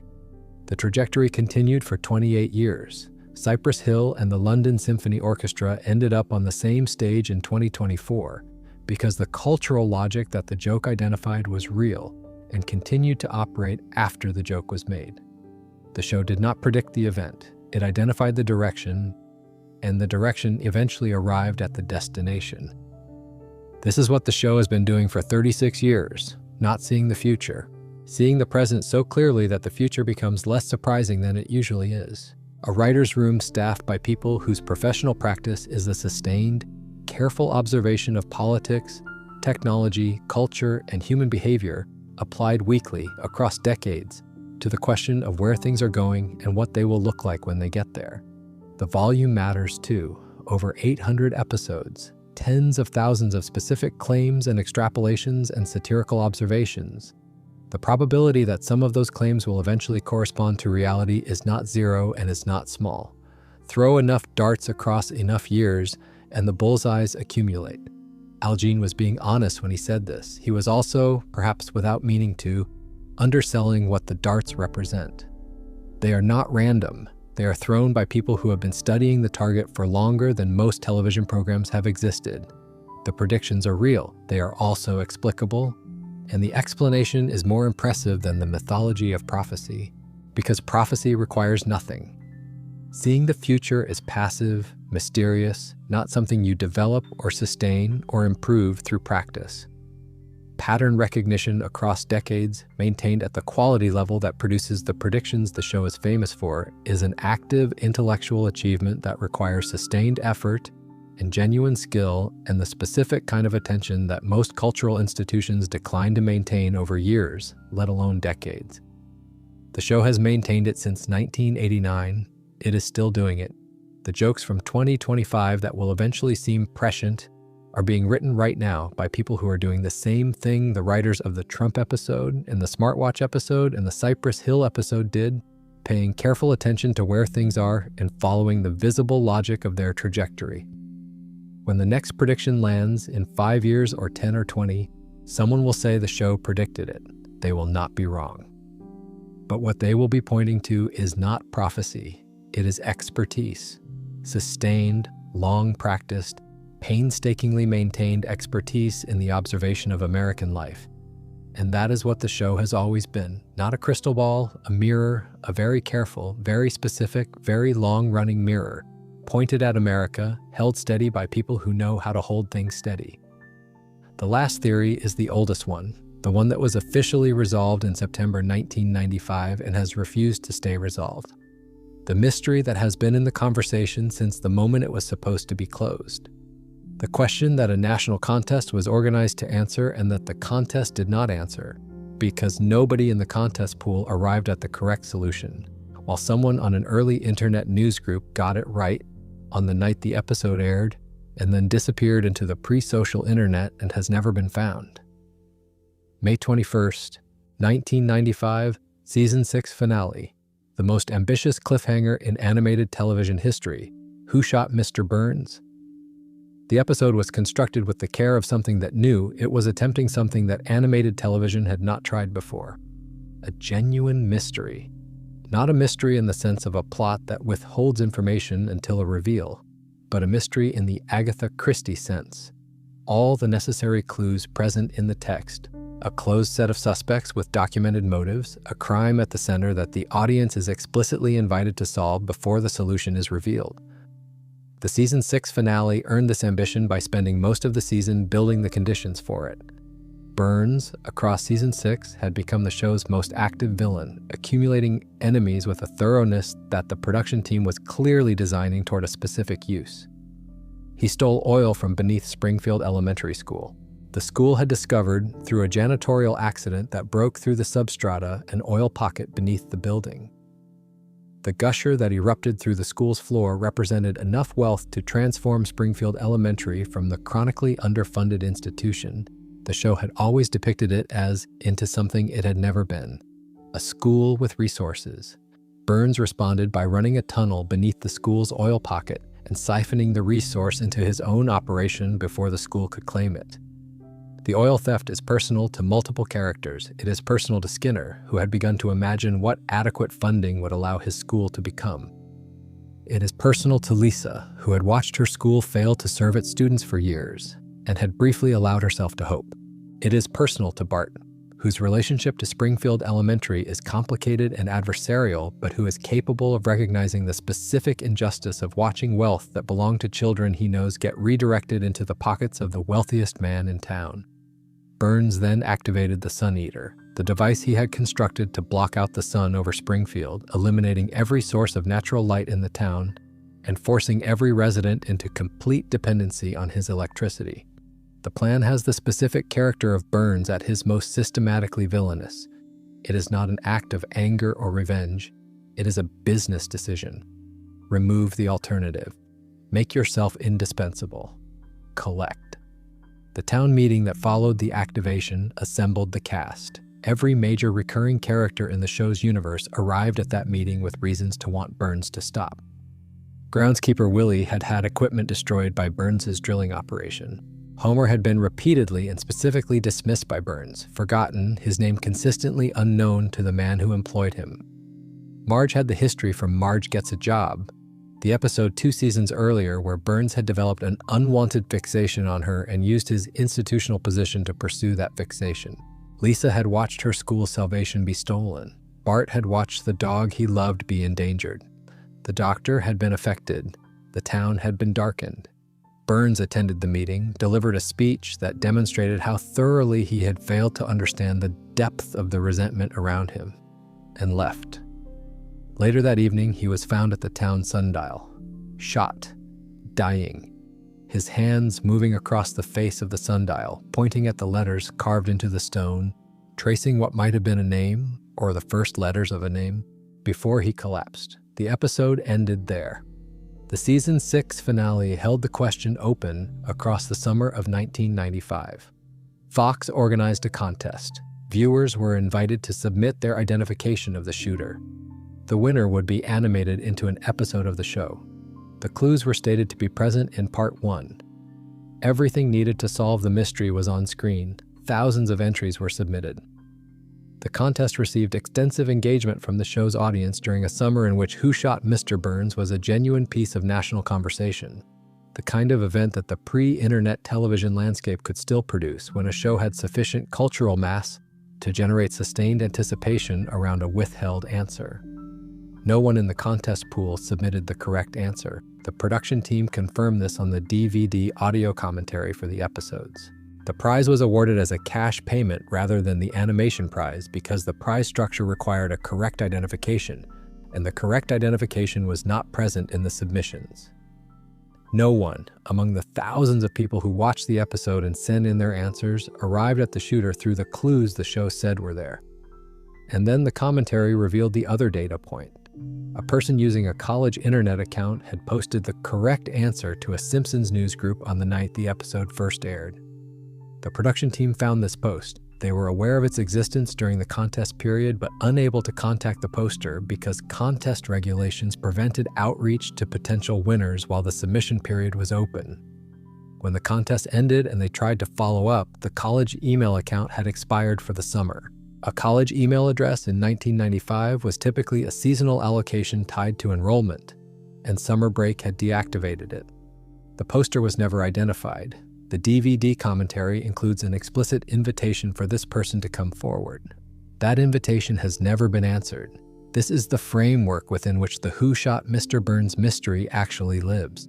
Not the canonical answer, which has been on the record for 30 years. The contest data, no winner from thousands of entries. One correct answer from the night of the broadcast, posted to a news group by a person who cannot be found. The canonical answer, revealed in the Season 7 premiere that aired in September 1995, was Maggie Simpson. An infant encountering Burns during a moment when he held his weapon, reaching for it in the manner of an infant reaching for any object that enters her field of attention, and in the process of taking it, firing it. An accidental shooting by a baby who could not have fully understood what she was doing, using Burns's own gun, which he had been carrying on the evening in question. The show built the canonical answer carefully. The physical mechanics are consistent with what an infant could accomplish. Burns' history with Maggie in Season 6, the moment where he took her pacifier and she reached for whatever was in his hand, provided the psychological context for the confrontation. The holster visible in earlier scenes established that Burns was carrying a weapon on the evening in question. The letter sequence at the sundial reads MS. The canonical reading is Maggie Simpson, first initial of first name, first initial of surname. This reading is fully supported by the answer the show revealed. The Marge theory reads the same letters as Marge Simpson, first initial of first name, first initial of surname. And the Marge theory is built from the same episode evidence the canonical reading uses, assembled in a different order, arriving at a different conclusion. Marge's documented relationship with Burns is the foundation. The Marge Gets a Job episode from Season 4 established Burns as someone who used his institutional position to pursue Marge's attentions against her explicit discomfort. He kidnapped Tom Jones, who Marge had mentioned was her favorite singer, to perform for her against her will. He had her monitored. He pursued her in the specific way that a powerful person pursues a subordinate, whose discomfort with the attention has not yet produced professional consequences for the pursuit. The episode treated this as farce. The structure of what it described was not farce. This history predates Season 6 by 2 years, and what Burns did in Season 6 significantly compounds it. He stole her children's school's financial salvation. He blocked out the sun over the town where she is raising 3 children. He endangered the dog her children love. He made her husband's working conditions significantly more precarious. The accumulated weight of Burns's impact on Marge's family across Seasons 4 through 6 is substantial, specific, and deeply personal. A man who had developed a fixation on a woman does not tend to perceive that woman as dangerous. His mental model of her is built from the fixation rather than from accurate assessment of what she is capable of doing under sufficient provocation. He would not have been on guard around Marge, he would have been the opposite of on guard. The physical mechanics of the Marge theory require an adult to have taken Burns's weapon during a confrontation that occurred before the sundial. The empty holster visible in the frames before Burns collapses is consistent with this. The gun was already gone before Burns reached the sundial, taken earlier in a confrontation we did not see directly, but which the episode's structure allows to have occurred in the gap between the town meeting and the sundial scene. The letter sequence is the ambiguity the show built into the center of the mystery. MS, 2 characters with those initials in the frame of suspicion. The show resolved the ambiguity in favor of the one whose guilt had less consequence for the show's ongoing narrative. Maggie can remain what she has always been, the background infant, the silent presence, the holder of unrevealed future. A canonical Marge who shot Mr. Burns, even accidentally, even in a moment of accumulated rage, would require the show to follow that act into territory it has consistently avoided. The guilt, the consequence, the reckoning with what Marge's patience actually costs and what happens when that cost becomes unpayable. The contest is the thing the theory cannot get past, and neither can the canonical answer. Thousands of entries, no winner. The clues were stated to be sufficient. The correct answer is not in the submissions. Either the clues pointed somewhere that thousands of attentive viewers, applying the explicit invitation to solve the mystery, could not arrive at, or the clues pointed somewhere that was not Maggie. One person got it right. On the night of the broadcast, before the contest had properly opened, before the pause and rewind analysis had run its course, before the fan community had had time to debate and eliminate, someone watched the episode once and knew. They wrote it down. They posted it to a news group that almost no one was using in 1995. And then they vanished into the summer. Whatever they wrote is the closest thing that exists to an answer arrived at through genuine first viewing analysis of the episode's evidence. The production team confirmed the answer was correct. The production team did not reproduce the post. They did not say whether the answer matched the canonical resolution or contradicted it. 30 years of silence on that specific question. Mr. Burns was shot on May 21, 1995. The official answer has been on the record for 30 years. The contest did not produce a winner with that answer. The right answer is in a newsgroup archive somewhere on the early internet, in a post written by a person whose college email account expired in the summer of 1995, in the specific language they used to describe who they thought fired the shot. No one has found it. It is still there. Patient, specific, unreachable by everyone except someone with the right archival tools and enough patience to look through 30 years of digital dust for a post on a forum that nobody monitors anymore. The mystery was officially solved. It was solved in September 1995, and the case has been closed since. And the contest still did not produce a winner. And the person who got it right has never come forward. And the MS at the sundial still points in two directions. 7 theories. We have built 7 arguments tonight from canonical episode evidence, from things the show has actually said and actually shown across its 36-year run. Not speculation assembled from nothing. Observation assembled from everything. The Simpson family are not stupid, they never were. They are people of genuine capability who looked at the cost of fully deploying that capability and mostly decided the cost was higher than what it would buy. Homer wrote a letter to Lisa before choosing the crayon over the intelligence, and the letter is the truest thing the show has ever placed in his voice. He saw exactly what he was giving up. He gave it up anyway. He chose the couch and the donut and the bar and the specific, unconditional warmth of being Homer Simpson in Springfield, and he chose it knowing. That is not stupidity. That is a very specific kind of wisdom that the show has been examining from every angle for 36 years without ever quite declaring it right or wrong. Burns did not stumble into keeping Homer. He recognized the value of Homer's specific limitation and has been protecting that limitation from correction ever since, because the plant runs on it. The incompetence is the infrastructure. The doubling accident rate is the price of the service. Every year Homer sits in that chair is a year the remediation bill does not arrive, and Burns has calculated correctly that Homer costs less than compliance. In a hospital somewhere in the impossible geography of Springfield, in the eternal present that the floating timeline maintains, a man who asked God about the meaning of life 6 months before his coma may still be waiting for the answer. Dreaming the same family at the same ages in the same house that cannot be found on any map. Generating story after story, stranger and more elaborate as the years pass, because the dreaming mind does not know how to stop when it has found something worth holding on to. Whether Homer is asleep or awake, the love that the dream or the life contains is real. The letter exists either way. Springfield is not a place you can find. It was designed not to be found. Its geography is universal rather than particular, everywhere and nowhere at once. The accumulated geography of every place that every viewer of the show has ever called home. You cannot find it on a map because the map that contains it is the one you carry. It is wherever you were when the opening theme first meant something to you. It always will be. Ned Flanders waves every morning, the protocol holds, the cheerfulness persists. 60-plus years of what the spankological protocol sealed away continues to accumulate in the space the protocol built to contain it. The hurricane showed the interior once in December 1996, and the show asked you to forget. And the theory says the forgetting is not resolution. The weight is real. The architecture that holds it is real. The diddly-ums continue because the protocol left no other option. And the waves from the driveway keep coming every morning, patient and relentless, in the direction of a man who has cost Ned more than the show has ever fully inventoried. The show does not see the future. It sees the present with sufficient depth and consistency that the future becomes less opaque. 36 years of careful, sustained observation by people skilled enough to recognize what they were looking at, and honest enough to follow the logic of what they saw to its conclusions.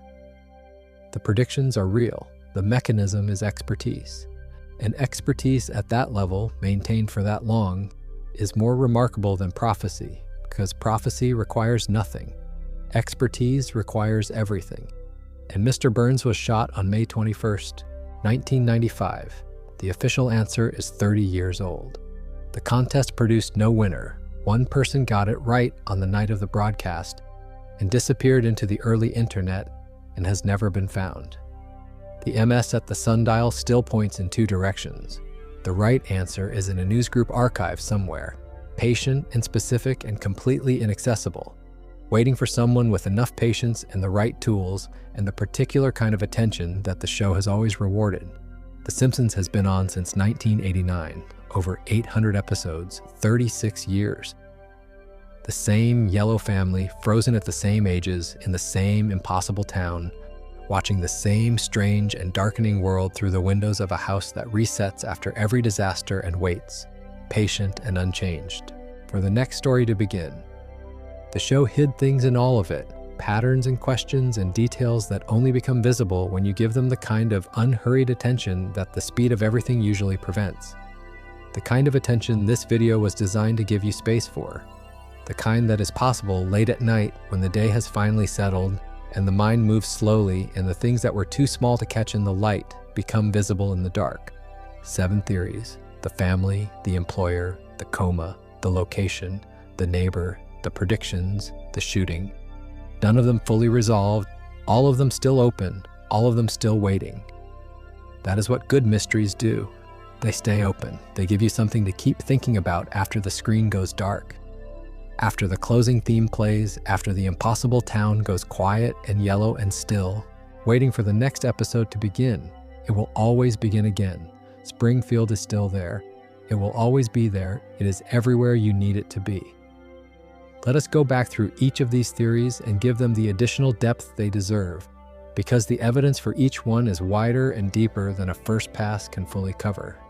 And part of what makes sleep content work as a format is the willingness to return to ideas from different angles, to build the full picture rather than just the outline. Starting with the family. There is one more dimension of the Homer theory that the HOMR episode reveals, and that deserves its own examination. The episode shows us not just that Homer becomes intelligent when the crayon is removed. It shows us what Homer chooses to do with that intelligence in the brief window he has it. The first thing he does is form a genuine connection with his daughter. This is significant not just emotionally, but as evidence about what Homer values when he has the cognitive capacity to act on his values. He does not immediately pursue career advancement. He does not try to monetize his new intelligence. He connects with Lisa. He recognizes her as someone he has always loved, but has never been able to reach.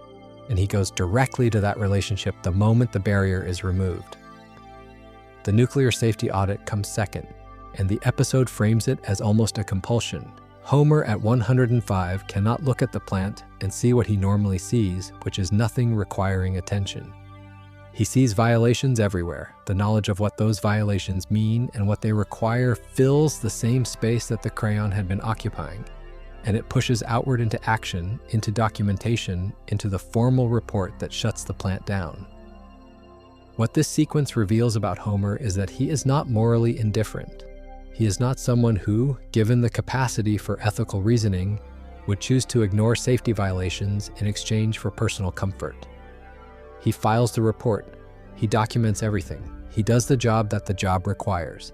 The crayon did not suppress his ethics along with his intelligence. His ethics were always there. The crayon only suppressed the cognitive tools needed to act on them. When he puts the crayon back, he knows this about himself. He knows that smart Homer would not be able to work at the plant the way the plant requires him to work. He knows that smart Homer would file reports and cause the plant to be shut down repeatedly until Burns fired him or the plant was fixed. He knows that the comfortable life he has built, the house and the family and the bar, depends on the specific cognitive limitations the crayon provides. The choice to reinsert the crayon is not just about belonging. It is about the entire material structure of Homer's life, which rests on the foundation of his employment at the plant, which rests on the foundation of his inability to do his job properly. Smart Homer cannot keep the life Homer has, not because smart Homer would lose it through incompetence, but because smart Homer would destroy it through competence. The crayon is the load-bearing wall of Homer's existence. He understands this when he makes the choice. The letter to Lisa is the proof that he understands it. He is saying goodbye to the version of himself that could be Lisa's intellectual equal, the version that could reach her the way she deserves to be reached, the version that could be a different kind of father. He is choosing the version that can keep the house and the family together, even if that version cannot give Lisa what she needs most. He is choosing the home over the connection. And he writes her the letter because he wants her to know that the version of himself capable of making that letter exists, even if she will never have access to him. The letter is one of the most carefully written moments in the show's history. It is Homer Simpson being entirely himself, at the only moment when being entirely himself and being fully capable were the same thing. Now let us return to Burns and add the dimension of the theory that the German ownership period makes most explicit. When the German investors take over the plant and immediately fire Homer, the episode that follows their management is instructive about what normal competent operation of the Springfield nuclear power plant actually looks like. The investors are not villains. They are not Burns. They are business people who have purchased a facility and want it to run properly. They hire qualified engineers. They assess the actual state of the equipment. They calculate the cost of compliance. The compliance cost is catastrophic. This is the episode's central economic fact, and it is presented clearly enough that the audience understands it even though the show does not dwell on the number. The plant, as Burns has been running it with Homer in the safety inspector's chair, is operating at such a distance from any regulatory standard that bringing it into compliance would require an investment large enough to make the enterprise financially unviable. This means that every year Burns has operated the plant in its current state, he has been deferring a compliance cost that has been growing. The gap between actual state and compliance state widens with every year of deferred maintenance and avoided remediation. Homer's tenure in the safety inspector chair has been the mechanism by which that deferral continues without triggering the regulatory consequences that would force Burns to close it or fix it. When Burns buys the plant back and rehires Homer, he is making a specific economic calculation. The cost of Homer in salary and insurance claims and the doubled annual accident rate that Grimes documented is less than the cost of the compliance investment the German owners were facing. Homer is cheaper than compliance. Homer has always been cheaper than compliance. And that is the theory's most precise formulation. Burns keeps Homer because Homer is less expensive than the alternative. And the alternative is the actual cost of running a safe nuclear power plant. And one more dimension for the coma theory, because there is a piece of the evidence that deserves its own space. In Homer the Heretic, the episode where Homer talks to God, the conversation happens because Homer has decided to stop going to church and stay home on Sundays instead. God appears to him in the form of a dream or a vision or whatever the show's theology permits. They talk. The conversation is warm and specific, and the show plays it straight rather than for parody. God is kind to Homer. God takes Homer's questions seriously. The question Homer asks, "What is the meaning of life?" is the deepest question the show has ever placed in Homer's mouth. And the exchange that follows, in which God says Homer will find out when he dies, and Homer says he cannot wait, and God offers 6 months, is the exchange that the coma theory treats as a structural signal. But there is something else in the episode that the coma theory draws on, and that is worth naming directly. Homer's reason for staying home from church is not that he has rejected faith. His reason is that he is happier at home. on the couch, in his bathrobe, with football on television, and the house to himself. He is not rebelling against God. He is choosing the specific, domestic, unremarkable comfort of his own home over the formal practice of faith, and he is cheerful about it. God, in the episode, is not angry about this. God is gentle. God seems to understand Homer in the way the show has always suggested God might understand Homer, which is to say, completely, without judgment, with something close to affection. The exchange about the meaning of life has that quality. It is a conversation between a man who loves his life and a God who is not going to tell him what the life means, because the meaning is something the man has to find himself. 6 months later, the beer can. The coma theory says, God told Homer he would find out the meaning of life when he died. The coma was the closest Homer came to dying. And in the space between consciousness and whatever is on the other side, the dreaming mind built the answer instead. Built it from the couch and the family and the bar and the donut. Built it from everything Homer already knew he valued. Not a revelation handed down from above. A construction built from below, from the specific details of a specific life, assembled in the dark by the person who had been living it all along. If that is what the dream is, it is not a tragedy. It is Homer answering the question himself. The location theory has one more dimension worth adding, and it is about what the universal geography allows the show to do that a specific geography would prevent. If Springfield were unambiguously set in Oregon, in the specific region that Groening acknowledged as his inspiration, then every episode that depicted Springfield would be depicting a specific place, with a specific culture, a specific landscape, a specific demographic reality.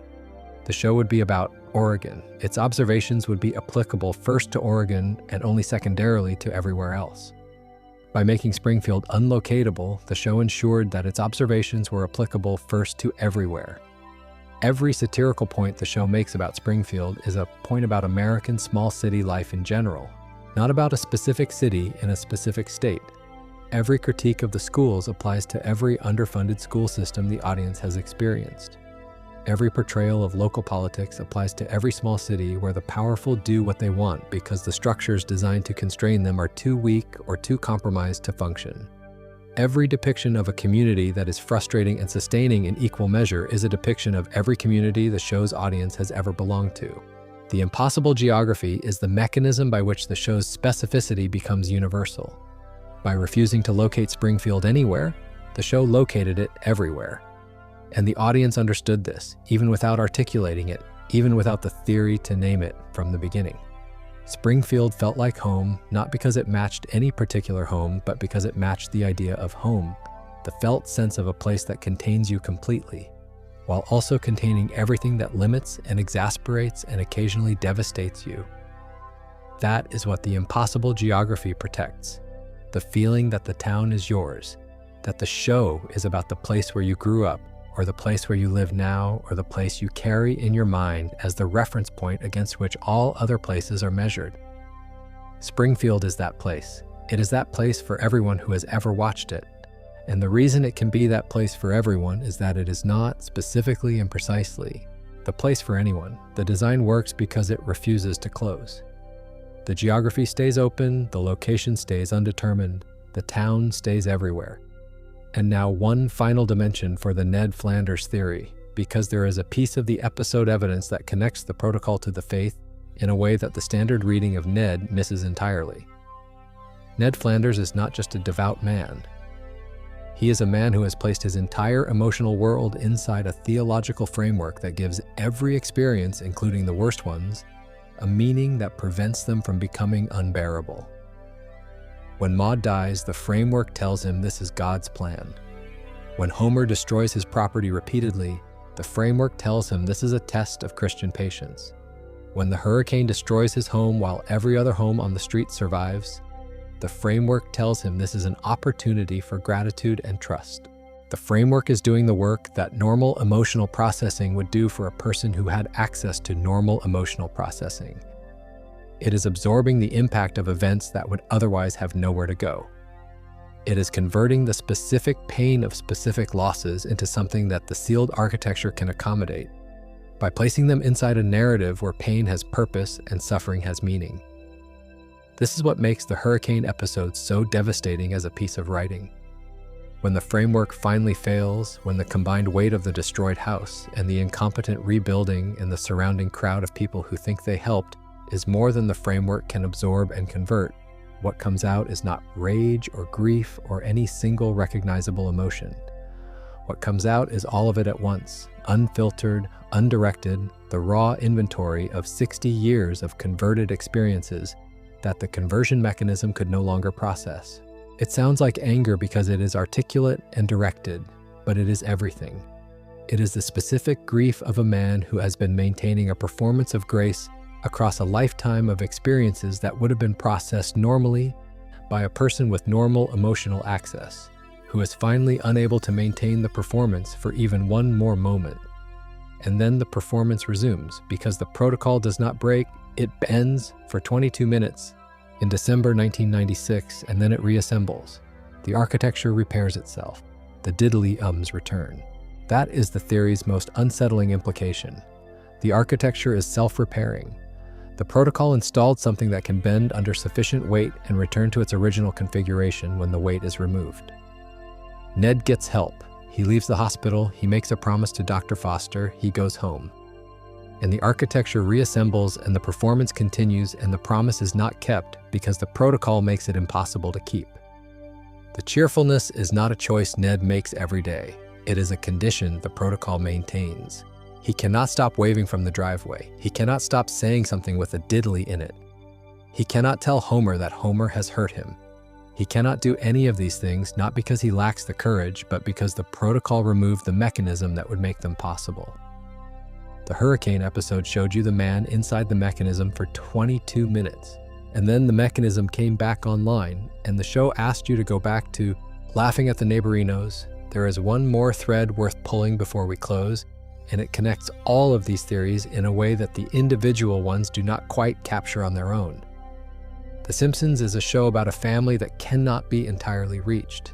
That is the condition the show lives in, the condition it has been examining from every angle for 36 years. Homer loves his family completely and is separated from them by a cognitive limitation he chose to maintain because the alternative was a different kind of loss. Marge loves her family completely and contains most of herself within the role the family requires her to occupy. Bart loves his family in the specific, deflecting, adolescent way that the underachiever identity permits, which is to say genuinely but at an angle that prevents full exposure. Lisa loves her family and cannot be fully reached by any of them except in the one episode where the crayon comes out and then goes back in, leaving her with the letter. They are a family of people who love each other across the specific distances their choices and their histories created. The distances are real, the love is also real. And the show has never pretended that the love erases the distances, or that the distances make the love less genuine. It holds both things simultaneously, with the honesty that is the show's best quality, and the thing that has sustained it across 36 years when almost everything else about it has changed. Homer chose the crayon and wrote the letter. The crayon means the distances continue. The letter means the love is real despite them. That is the Simpson family. That is the whole show. 7 theories, and they all arrive at the same place. A family of genuinely capable people who made different choices and are living the specific lives those choices produced, loving each other across the gaps those choices created. Springfield cannot be found because home is not a location you can verify on a map. It is a feeling you carry, a reference point your memory built from everything that felt like belonging.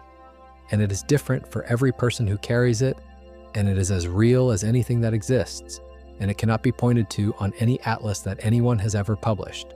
Springfield is that. The impossible geography is the honest geography of what home actually is. Burns keeps Homer employed because the structures we trust to protect us are frequently occupied by the people they were designed to oversee, and Homer in the safety inspector's chair is the show's most sustained and specific depiction of this pattern. Rendered as comedy because the comedy is the only format that allows the pattern to be examined without becoming unbearable. The coma theory says that sometimes love is strong enough to build a world, that a man who valued his family and his town and his specific, limited, warm life could hold all of it in place in the dark if he valued it enough. Whether or not Homer is sleeping, the things he would hold on to if he were sleeping are exactly the things the show has been documenting as the content of his waking life. The theory and the show agree on what Homer loves. They disagree only on whether he is conscious while loving it. Ned Flanders is what the show looks like when you remove the comedy safety valve and look at what is underneath it. A man managing damage so old and so deep that it has become indistinguishable from his character. A man performing grace because the protocol removed every other available performance. A man who keeps his promises in every dimension except the one that would require him to be something the protocol will not allow. The predictions are the show paying the kind of attention that makes the future less mysterious. 36 years of observation, so careful and so sustained that the patterns it identified keep arriving at the events the show imagined. Not prophecy, expertise. The distinction matters because expertise can be cultivated and maintained and practiced. And the show has been cultivating and maintaining and practicing it since 1989. And the mystery is still open. MS at the sundial. No contest winner. One correct post in a newsgroup archive that nobody monitors. 30 years of official closure that have not quite closed it. These are not 7 separate theories. They are 7 different angles on the same observation, that the show has been more honest about what it contains than its surface format suggests, that it has been hiding its truest observations inside the jokes because the jokes are the format that allows them to be examined, and that 36 years of that practice has produced a body of work that rewards the kind of attention this video was built to give you space to pay. The family loves each other across the distances. The town exists in the space where belonging lives, which is everywhere and nowhere at once. The employer protects the gap between what the plant is and what it should be by filling the oversight position with someone incapable of closing the gap. The dreamer holds everything in place. The neighbor maintains the performance. The observers follow the patterns. The mystery stays open. These are not separate ideas in competition with each other. They are 7 different angles on the same observation. The show you have been watching for 36 years has always contained more than it appeared to. You have been watching long enough to see them. The couch is waiting. The theme is playing. The couch gag lands. The story begins. It always begins again. Take a moment with any one of these theories and what it asks you to do as a viewer. It asks you to hold more of the show in your mind at once than any single viewing allows. It asks you to trust that the patterns you notice across dozens of episodes that aired years apart are real patterns rather than coincidences. It asks you to believe that a writer's room working on a weekly animated comedy has been simultaneously building something more sustained and more coherent and more honest than the surface format requires. The evidence says yes. The evidence says the show has always been doing both things at once. Being the comedy it appears to be, and building the deeper thing it has been building underneath the comedy, season after season, since the first episode aired in December 1989. Homer writing the letter before reinserting the crayon. Burns going personally to a university to assault an admissions officer for a man he cannot remember the name of. A coma patient who asked for the meaning of life 6 months before the beer can exploded. A town that has 240 contradictory geographic details and a capital called Capital City. A man who spent 8 months in childhood being corrected until the correction removed everything it was supposed to correct and left behind only the performance of its absence.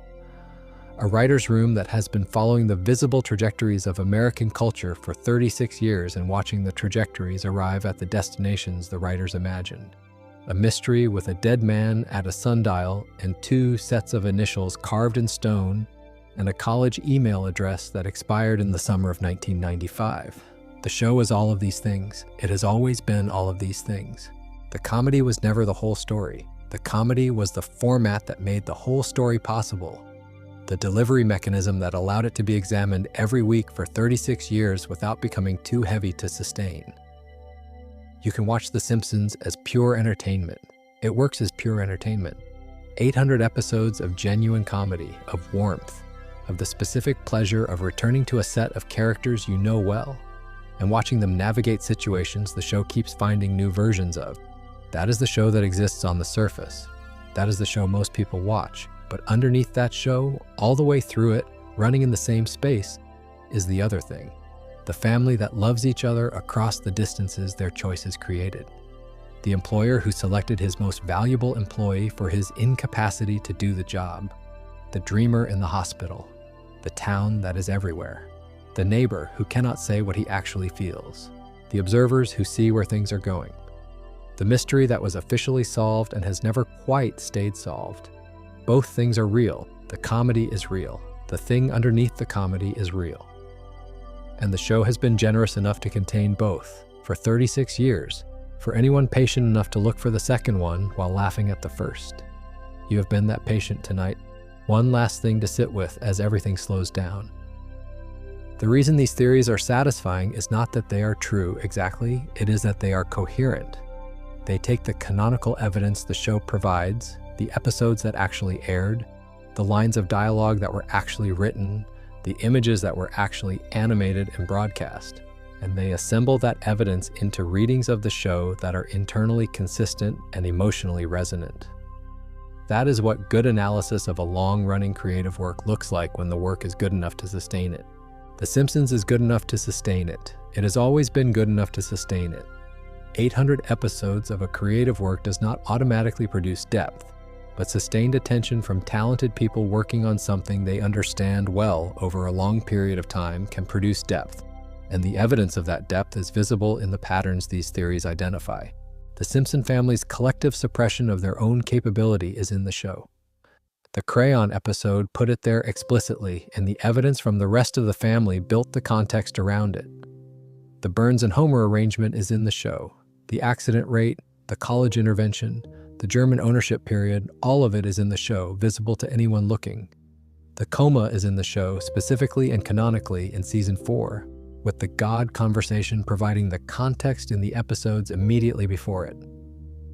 Springfield's deliberate geographic impossibility is in the show, built systematically across 36 years of contradictory details that the production team maintained with evident intention. Ned's protocol is in the show, explained in full by the psychiatrist who administered it in Season 8, Episode 8. The predictions are in the show and in the real-world events that followed them. The mystery is in the show, the contest data is in the DVD commentary, the college email address is in the commentary too. All of it is in the show. The theories do not invent anything. They read what is there. That is what good theories do. They do not add to the text. They find what was already in it and hold it up so you can see it clearly. The show has been waiting for someone to read it this carefully. Now you have. Now let it carry you the rest of the way into sleep. The impossible town is still there. The yellow family is still on the couch. Springfield never closes. It always will be there. Sleep well.